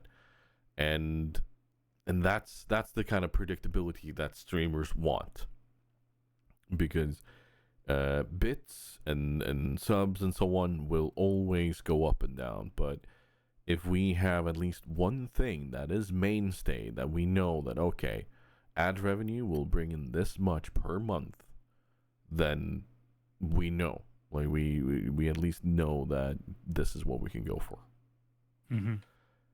And so yeah, that tiny bit of predictability is very nice. However, you know what's not predictable? What's that? Know your role. That little towards the end is very predictable, but no, Pete's unpredictable, but at the same time he's very predictable because you have hosted the Laugh-a-Palooza. Yeah, predictably unpredictable. Pete with his parallel parking. Yeah, we hosted Laugh-a-Palooza, and it was a great laugh, a good experience. And we had, so to give context, in Atlas Roleplay,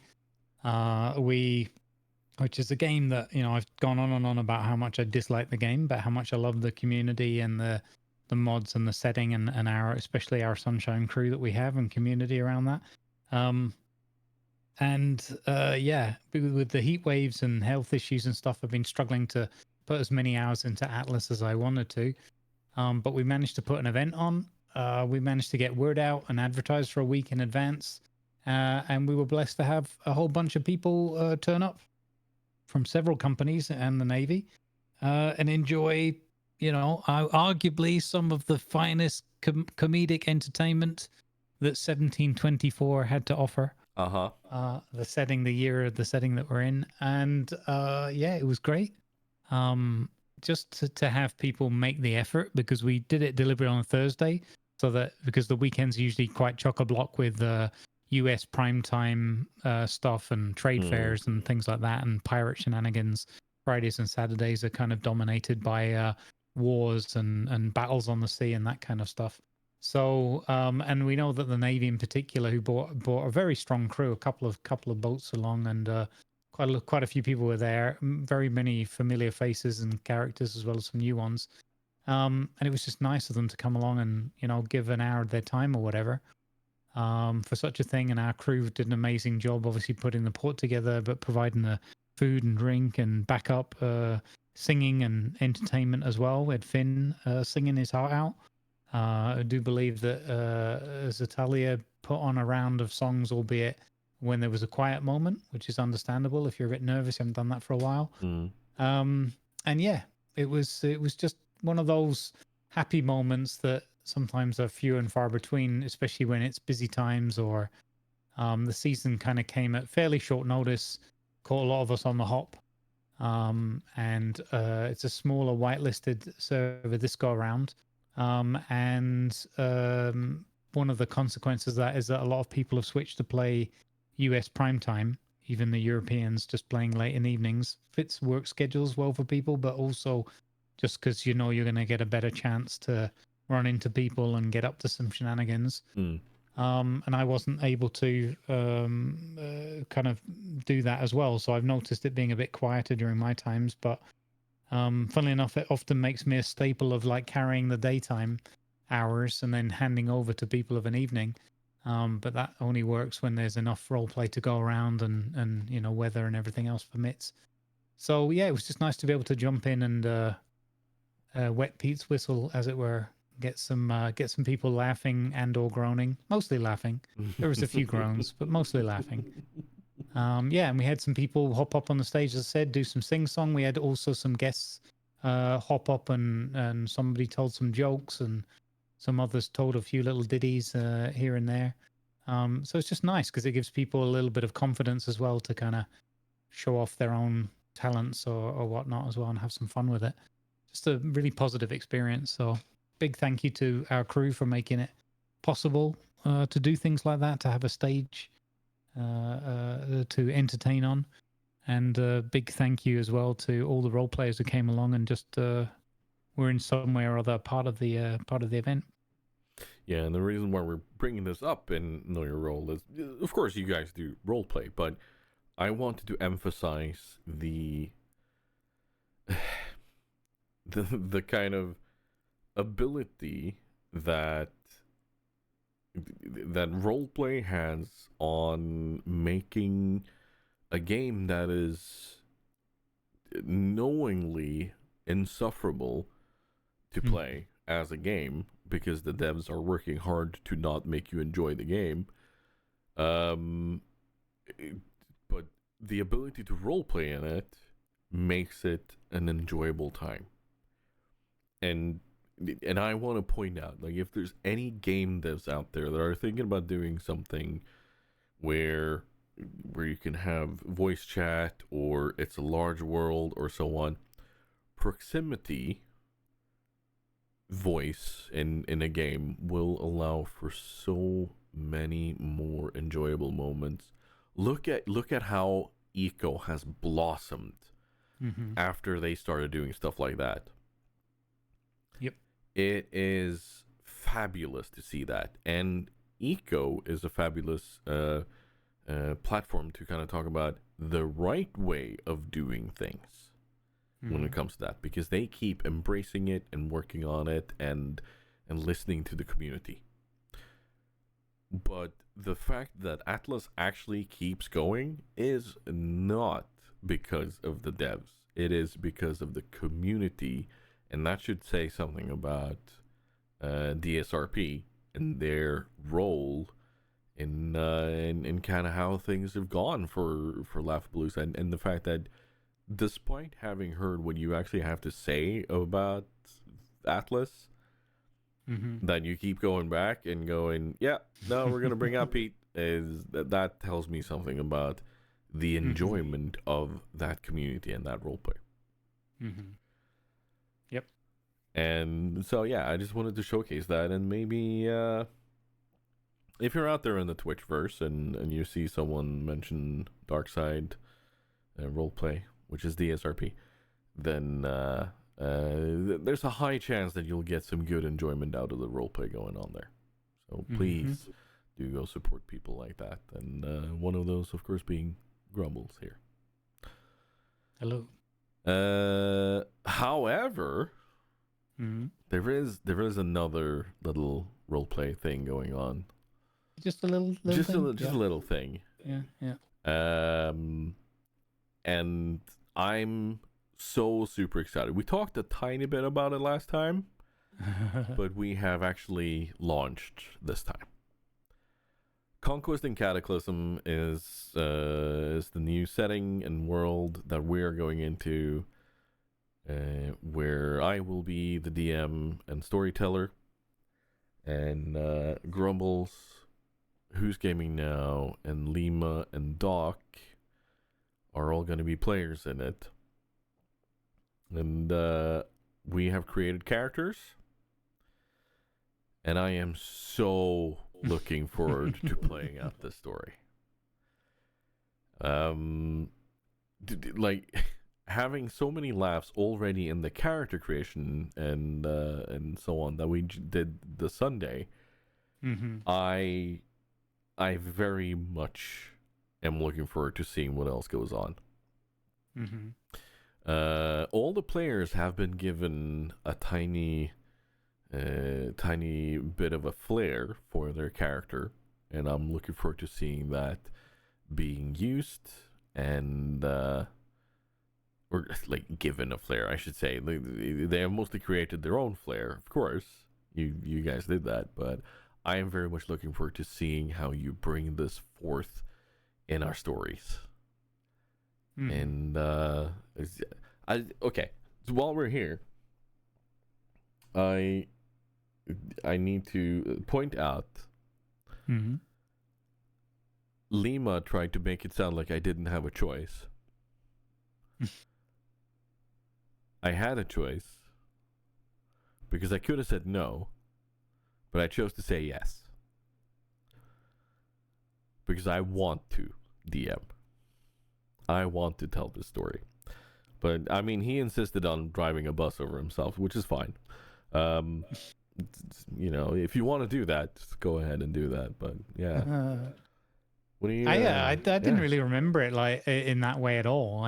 There was no point in interjecting in that point and potentially getting hit by the bus by accident. But I remembered it much more as a kind of not so much in outright words of you volunteering, but more like, oh, I could DM that kind of like it was an exciting thing in the conversation, rather than it being like I don't remember it being a question because it seemed to me like you were just like, oh, I'd be up for DMing that. Do you know what I mean?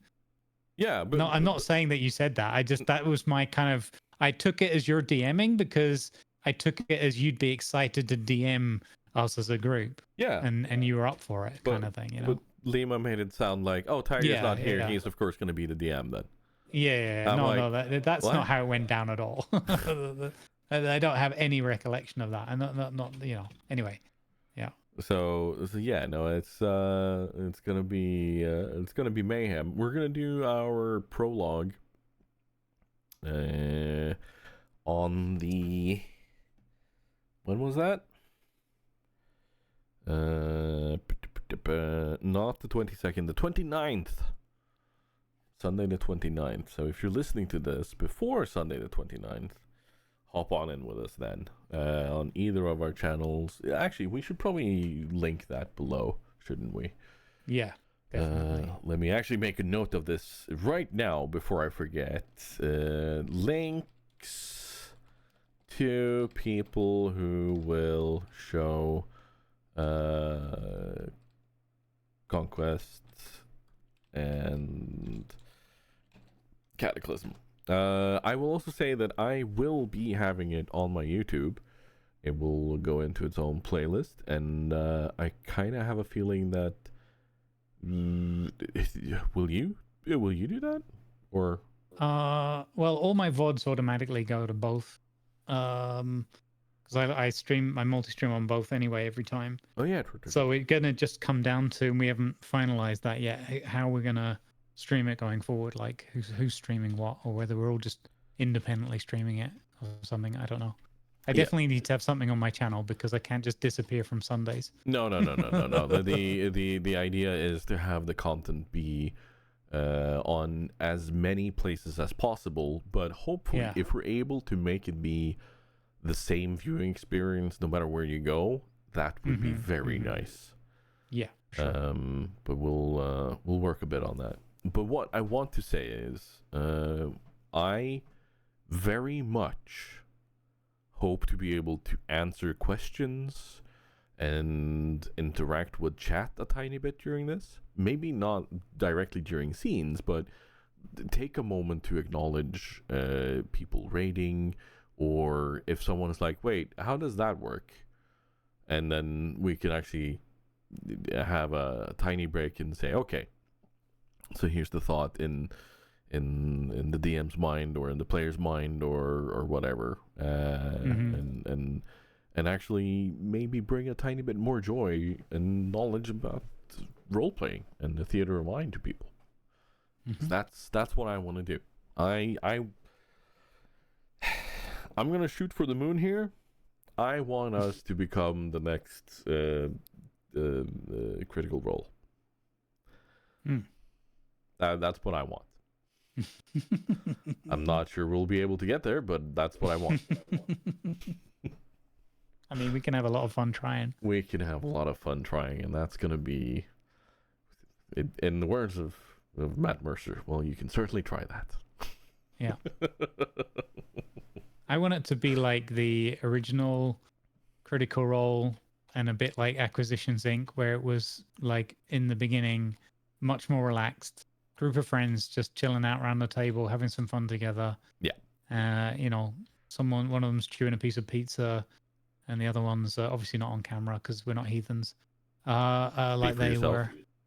And you know, but just having a laugh and enjoying the adventure and the stories together, so that there's a mixture between, you know, a nice balance between those more intense encounters and things, and character moments, and some brevity and some lightheartedness. And I think there's going to be plenty of fun with the group that we've got there. So yeah, should work just fine. Seeing already that we have maybe poor Damien. My God, I don't think I've ever seen such a string of bad luck when rolling a character ever. And then you coming in and just powerhousing your rolls. Yeah, I've never seen such good rolls as I got. Damien's rolls were miserable. I've seen things like that before in my years of GMing and playing on there, but I've never seen the set that I had was just off the charts. It was just... you know what you could have done with that line? Anything. Yeah. Like, whatever I want. The numbers say I can do whatever I want. So the insanity of it is, of course, that you had to manually nerf yourself.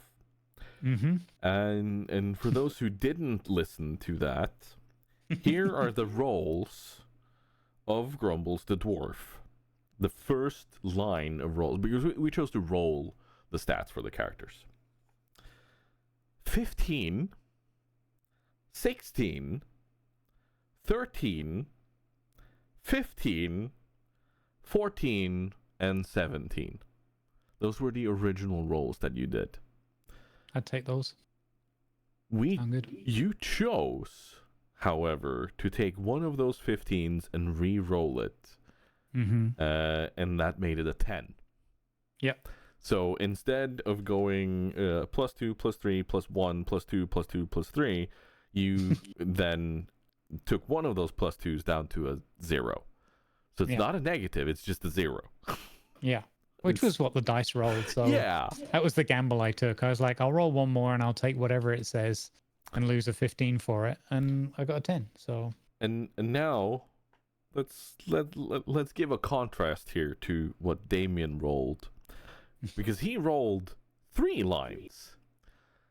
Because here are the first two: 9, 8, 13, 7, 13, 12. And then he rolled 12, 8, 13, 5, 14, and 10. And then I said, okay, these are horrendous, because with the 5 there, that's a -3, isn't it? And the 7 is a -2. So he had a -1, -1, 1, -2, 1, and a 1 on the first one. And then the second one, he had a 1, -1, 1, -3, 2, and a 0. No, the 14 is actually a 1. That's the worst part. and then I said, okay, you know what? We'll invoke Mercy Rule. You can roll one more time, but you'll have to take it. And then he rolled an 8, a 10, a 14, another 7, 11, and a 15. Or was that another 5? It was another 5, you see. Because I had one more mercy in me for this. And we said, okay, take 4d6, and you can reroll one of these horrendous last rolls.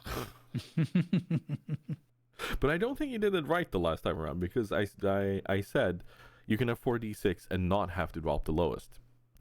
But I don't think you did that. Can't remember. I don't think you did that. But yeah, no, that was... I don't think I've ever, as a DM, had to give 2 mercy rolls like that. That's... it's almost criminal. However, I will say, with Damien's character and what he has in store and the class he went for, we have some wiggle room, and I have some really cool ideas for his character already. Cool. So yeah, that's gonna be fun, and it's gonna be really fun to play out more of these things with the rest of the players. Yep. I've given you a bit of a not necessarily a special item, but it interacts with your character in a funny way, which I'm looking forward to. Damien, like, I'm still gonna give you a special item though, because you need something.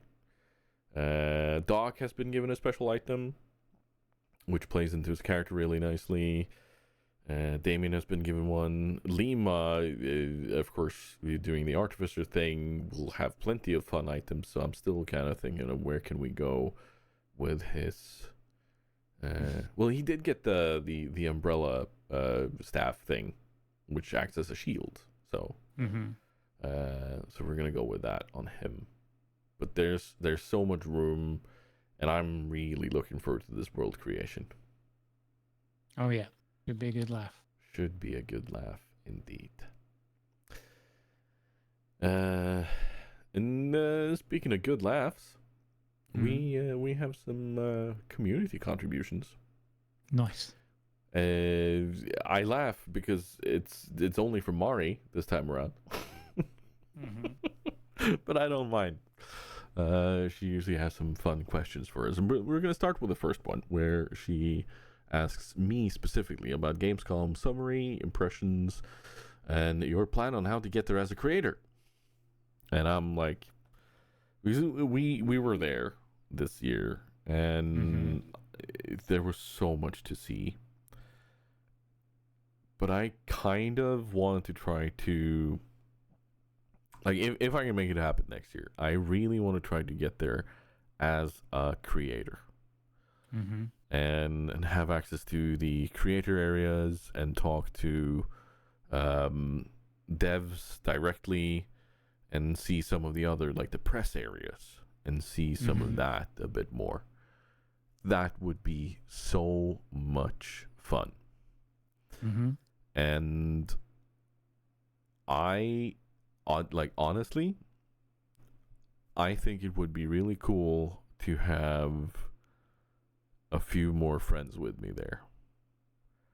I would love to have you along there and be able to maybe talk to devs regarding in-game roleplay a bit more. Because one thing, like we've talked about this whole thing about proximity voice chat. Yep. If Farming Simulator gives me proximity voice chat in game, I'm so there. Because that allows us actual opportunity of doing that. I'll be honest, I haven't looked in if there's something we can do with TeamSpeak and so on, but that's beside the point.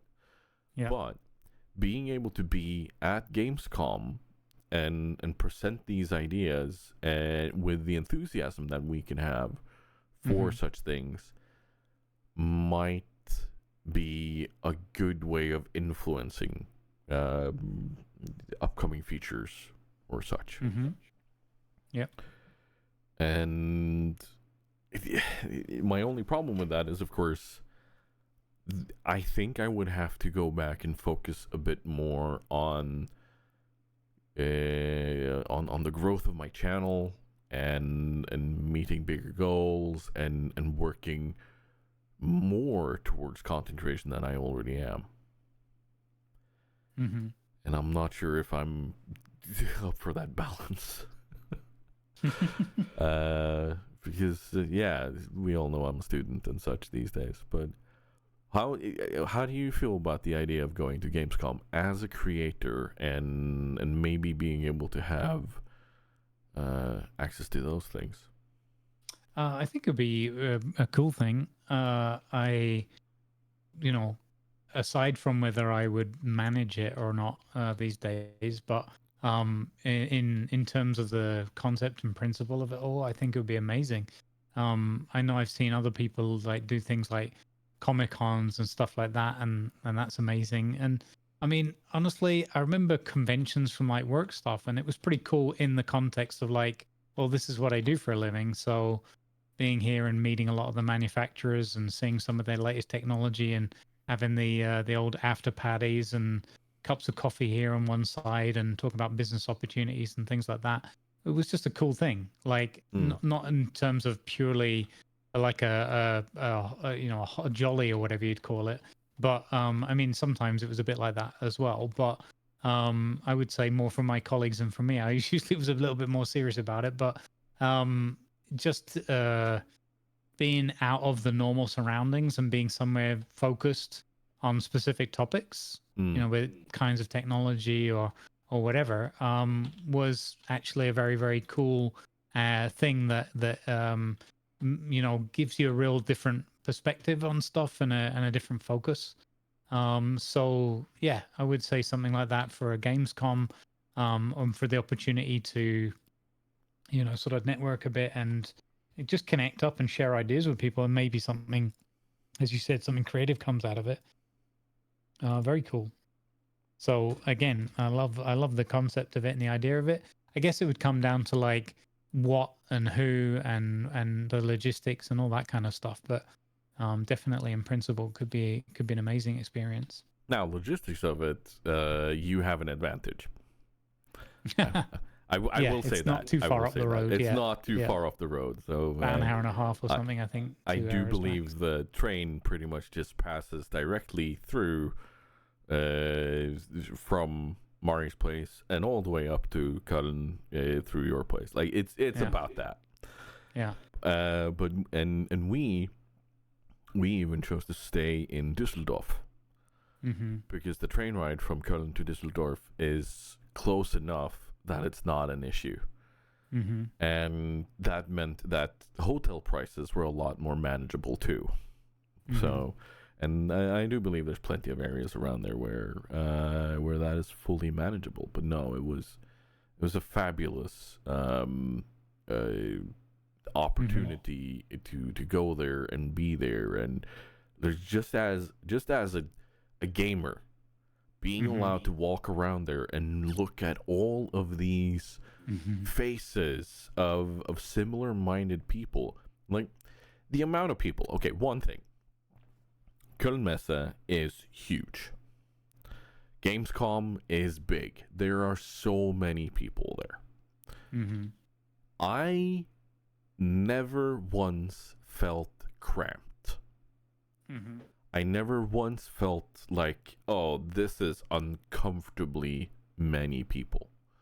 This is too much. I was never in that, and I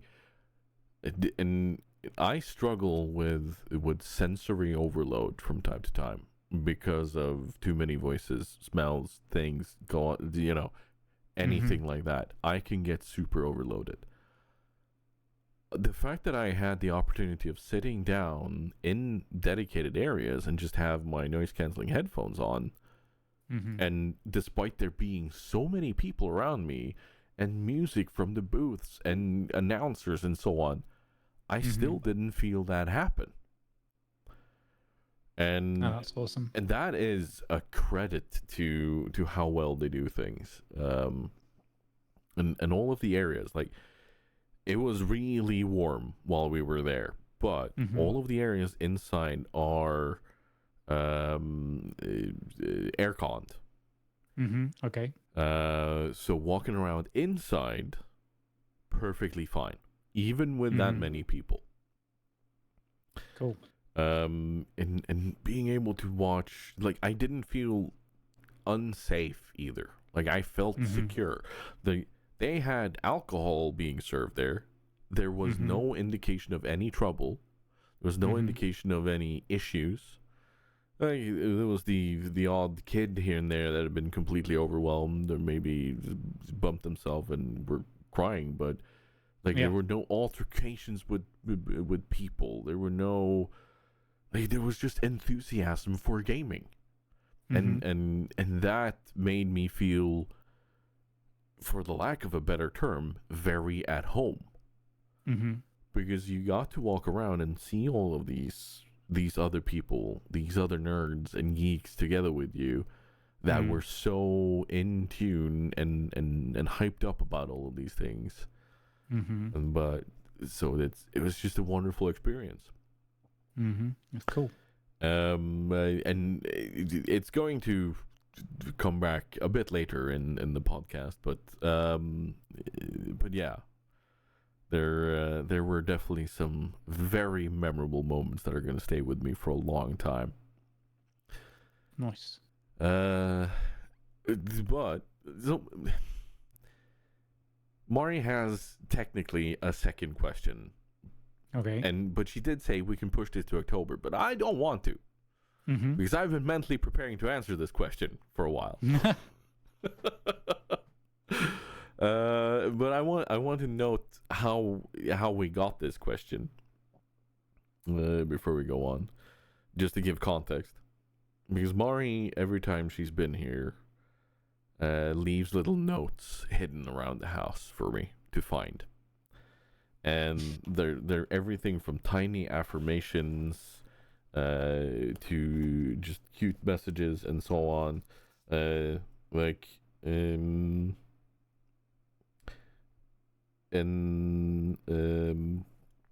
just gives a little smile to my face every time I find one of them. And this year, or this summer rather, I should say, she left one of them being a question for the next podcast. And I randomly found it. I think it was meant to wait a bit, but yeah, I randomly found it. And the question is this: for the next podcast, ideal fishing trip, including equipment, location, vehicle. What would that be for you? And I have a very clear picture in mind, and I know you do too. But I want to start with yours, because I've been talking for a bit now. Talking on my own podcast? This is absurd. What the heck? What in the world? What in the world? What in the world? Hey, that tiger, he's rowdy. He's rowdy. Anyway. He's rowdy. Yeah. Speaking of rowdy. That's a good segue. Yeah. So, right? my ideal, well, based on what I've just witnessed this weekend, was my good buddy, Mr. Texas Hula. Shout out to Hula. He is a woodworker. He predominantly streams from his woodworking shop. It's definitely not a garage. And he occasionally does IRL things, but it's usually like, sitting around the fire pit, doing, a bit of cooking or whatever with friends, that kind of thing. But mainly he does the woodworking stuff. And he hadn't been fishing in about 10 years or something. And this past weekend, another streamer that he's gotten to know through the streamer journeys, which is another awesome thing, just like how we got to know each other. Yeah. He got invited to attend a fishing competition hosted in Texas I think it's Patman Right, or Right Patman, I think is the name of the lake. And the rules are fairly simple. You could use whatever bait was legal in that area and for that lake. So there's generally like fishing permits, and includes information about what you can use as bait, etc., etc. And then everybody had to use the same rod, and they had a very specific, I don't have the name of it, but they had a very specific tiny rod. So the jokes just write themselves. It's just a tiny, like almost kids size, kind of Walmart buy cheap rods. Just exactly, with like a 6-pound fishing line or something. So everyone had the same rod and the same line, and then you just baited up the hooks with whatever you wanted to use. You could catch whatever kind of fish you felt like doing, go to whatever area of the lake you wanted to, and stuff. Whatever was in the rules of the competition. But it's just a light-hearted thing. But with all things, there's always a competitive element to it. And it was just the most amazing experience watching Hula just stream for hours and hours on Friday, Saturday, and Sunday. Bearing in mind, it doesn't usually do like on the road IRL stuff either. So it's like it's a very different setup when you're working hotspots and Bluetooths and speakers, and he does text to speech and stuff. So all that stuff's going on, and sometimes the connection was spotty, and you learn a lot through those things when you do it the first time proper. And funnily enough, by Sunday evening, he managed to get it like just spot on for like the last 2 hours or something. It's like that whole weekend's, but it's a good learning experience, good practice. And then all at the same time, there's this little competition going on for any competition. And so my favorite, it made me think, because when I was younger, I did fishing and, got taken on various trips, sometimes out on boats out at sea, sometimes, on harbor walls and stuff, sometimes down on beaches and things, and the whole going digging up bait and digging up worms and stuff and all that kind of stuff. And, that's all well and good. But that's an awful lot of faffing about for an old dwarf. So as soon as this came up today when we were chatting in the editorial meeting, I was like, you know what? I would just pull up a chair next to Hula, let him fish his heart out, because he's enjoying it. Yeah. And I would just chew the fat. We would just share stories, have a couple of Guinness, or a couple of sundowners, as they'd say in South Africa. Just watch the sun go around, chill, relax, and just take it all in and be with nature, Yeah. And I think it's just such a cool, simple. I hope people don't think it's a cop out because I'm not going about, I'd use this bait and this tackle and this like that. I'm not that bothered. I've got less and less competitive the older I've got, and I just rather enjoy being in the moment and being, having everything be real for a minute, which sounds weird because I do content creation for a living and that, but it's something nice and old school about just sitting there and chilling and just existing with someone. And the fact you can combine that with the modern experience of like streaming it and having chat and, TTS and all this kind of stuff going on, I think it's kind of awesome. And it almost makes me wish I was an IRL streamer, apart from the fact that even sitting at a desk at a computer, I get sick and I get injured. So if I was doing IRLs, there'd probably be like one stream a month because I'd be in the hospital every other day. But obviously joking aside, but that's my answer to that question. So what about you, Tiger? What would you want to get out of a fishing trip? Sitting there together with Hula would be a really cool experience. Yeah, for sure. And I also want to point out, maybe doing IRL would be good for you. Like, get out, get exposed to more stuff. I don't know. Like, maybe would make you less sick. I don't know. Who the hell knows? Who the hell knows? Might do. Yeah. But why tempt fate?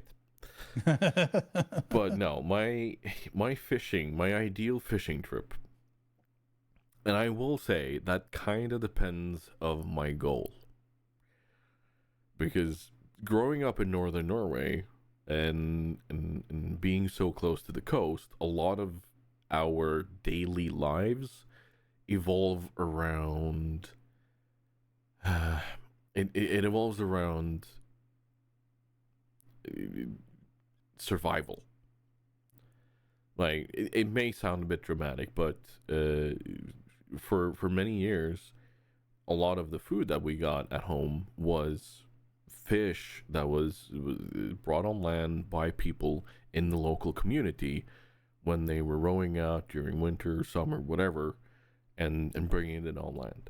A lot of that food came directly from that.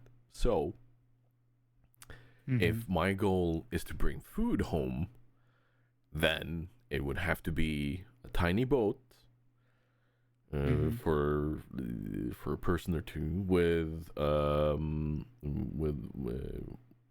wheel on it, and that holds like let's say 10, 12 hooks, maybe. And then just go up and down in the fjord here a bit, find those good fishing spots, and bring home the food, fish that I can then gut and fillet and get ready for, like, just prep it for long-term storage, and maybe make some really nice fresh fish meal for myself every now and then. That would be one thing. And then I would need the boat. I would need the gear and everything. Wouldn't need bait as such, but it would be fine. Like, it would be my thing. It would be my time for relaxation. But I do believe that the ideal, like proper ideal trip, would be up along a river instead. A slow, lazy river, full of I think they're called char in English. It's it's kind of in the trout family, right? And they're smaller fish, and they are so good for frying, and all you need is a small hook and a worm. So, and just then finding a lazy river where you can fish along that river as you're walking up it to get to a lake or similar, and then find that spot in the lake where you can throw out the worm, little bobber, and then just leave that in the water until you get a nibble, and then have a campfire, have some hot dogs and a few other things with you there that you can grill on that campfire, and a friend or two, where those conversations can either just be chewing the fat and just let the world be the world, or the conversation can go deep. Like, that would probably be my favorite. And then the setting would have to be northern Norway during the summer, so then you have the midnight sun, you have it's just the craziness of the world that is around you just drowns out maybe the odd mosquito or two. But yeah, no, just that trip, and just being there for hours on end until you go, right, it's time to head home. And then you just make that tiny, or that same walk down along the river to your car, and then you go home again. Or like, who knows, if you're lucky enough to live right next to said river or said place, then you just walk home. I think that would be maybe my ideal fishing trip. Yeah. Something simple. Something very simple. Like, it would, like, don't get me wrong, it would be cool to catch a really big salmon or cod or something on a fishing pole and reel that in, but nah. The chill and zen of it is big for me. Yeah, leave the other stuff for the professionals. Indeed. Cool. Speaking of professionals, Mari's going to see a professional, and that's her little victory, because she has been going for a few months now and being like, my hair, and just being a bit complaining German, and has finally booked time with her hairdresser. Hey. and that's her little victory. You see, that's how simple we make it with the little victories, because they don't have to be, oh, I lost 10 kilos or whatever, No, it's a little victory. But you are the one who get to decide what that victory is, and it's important to highlight it and celebrate it. So we want to hear those. Give us your little victories, damn it.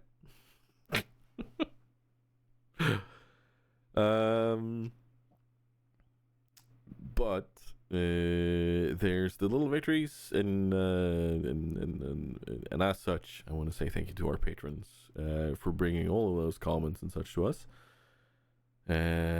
Mari, Finn, MrRoboto, and whoever else you are out there that might want to become a patron. Patreon.com/exit-port. You can find us there. And we are about to exit the port with our last segment of this episode, which we always close out on. Something to smile about. Hey. And I have a feeling that both our something to smile about is somewhat linked. Oh. Tiny bit linked. Okay. I just have a weird feeling. So I just want you to go first. Okay. So, Mari and Tiger were around and about in Germania with GamesCom and visiting friends and family and all sorts of good shenanigans, good vibes shenanigans. And I randomly got a small series of pictures over a day or so, a couple of days, where it was mid-eco, where we were doing the eco event with Ivan, and the secret of the wheedfields and the sunflowers and all the rest of it. And I got this short sequence of pictures coming at me, which were real life sightings. Let me see if I can scroll and find exactly the one. Yeah. So I got one on, I think this was the first one. Yeah. Yeah. I got one. Yeah, on the 1st of September, where at 3:24 p.m. German time, where Tiger and Mari were out having a walk, and they walked past some houses that had a row of sunflowers adorning them. And it was like, we found evidence, Grumbles, was the comment. Yes. And my response a little while later was, aha, but did you find Sikrit in a wheedfield, da?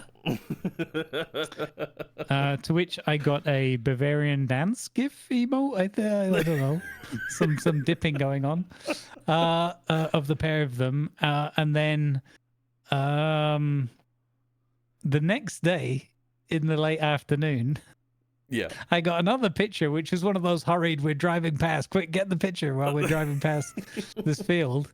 They actually drove past on the very next day, having been challenged because there was no wheat field. They actually drove past a big row of, I don't know if it's wheat or corn, growing in a field, but it was just beautiful. The timing, it being like 24, almost exactly 24 hours. I think it was 25 hours later. Yeah, something like that. It was like, bang. Well, here we found the secret of the wheedfield. And that just gave me such the broadest of smiles. A great way to start the month off. Yeah, no, we were out, and it was like, secret wheedfield, and because we were about to drive to see the 1,000-year-old Lindebaum in the valley near where Mari's parents live, and since we've been out walking. And we saw it as a challenge when you said, but did you find secret wheedfield? Yeah. and it's like, aha, we found wheedfield. And it was just a lot of fun sending that picture and smiling and giggling about it together. Good times. But yeah, no, it is kind of tied to my something to smile about. But because it also involves Mari, shockingly enough.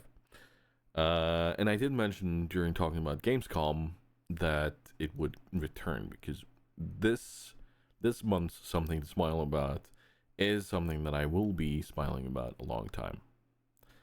And that is the genuine joy that Mari had on our second day at Gamescom when, in short succession, She first got to take a picture together with someone in a really good Helldivers 2 cosplay, a game she absolutely loves. Then she got to take picture with a couple of really familiar characters for a lot of people in Germany, the Pummel-Einhorn, which is a set of unicorns that have, like, they had a photo op thing going on at Gamescom.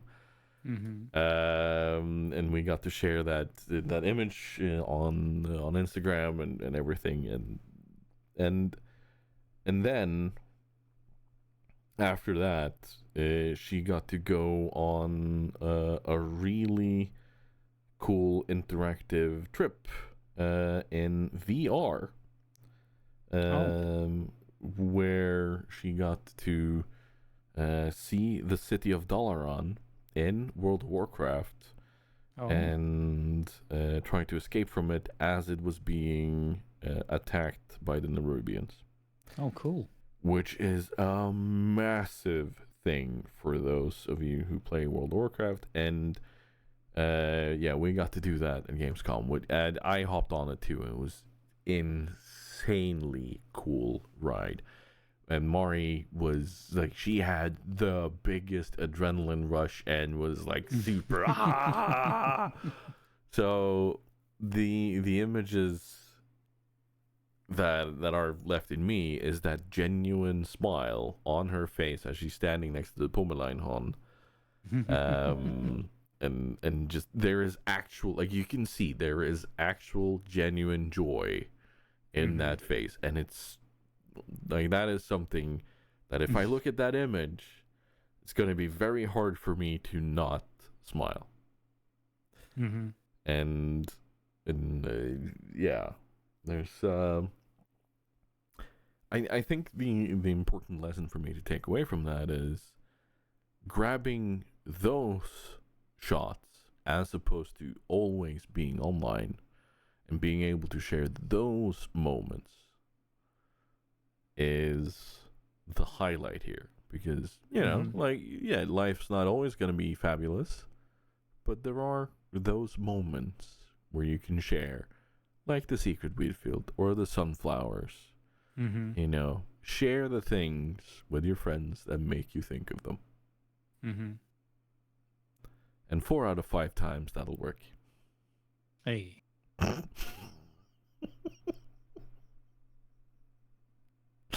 I'll never not use the opportunity using 4 out of 5. Great. Great. Yeah, so enthusiastic about that. Yeah, wonderful. There's some people that are going to be very confused about that, and then there's some people that are going to be watching the grumbling and being like, yeah, that's fair. No, everyone will be confused. It doesn't have any meaning. It doesn't have any, and no, it's completely gone. No meaning at all. Yep. Speaking of being completely gone, we're out of topics. For another month. Yes, indeed. One last reminder to everyone to please share with us your stories, your moments, your victories, your something to smile about. Give us your questions. You can do that on either Discord or YouTube or any other places where you're able to contact us. Yeah, everything from games you're looking forward to, things you might want to ask us as content creators, as you know, whatever may strike your fancy. Like, we're not going to sit down and discuss stuff we don't really have an input on, but so please keep that in mind. But I mean, I guess the people on Patreon have that as an opportunity of asking us questions that we can't really ignore answering, because that's one of our pledges to them. Yeah. Well, you know, for the patrons, we'll go that extra yard and we'll feign interest. Wait, what? No. This is why I'm not in charge of marketing. Wait. Does that mean I'm in charge of marketing? Yes. Ah, shoot. Market better. No, you. Do the markety things. No, you. Anyway, thank you everyone for listening to us rant and ramble and be incoherent once more. We look forward to being incoherent in the next month. But for now, it's going to be a goodbye from me and a goodbye from Grumbles. And good night. I don't know why I said good night. Goodbye.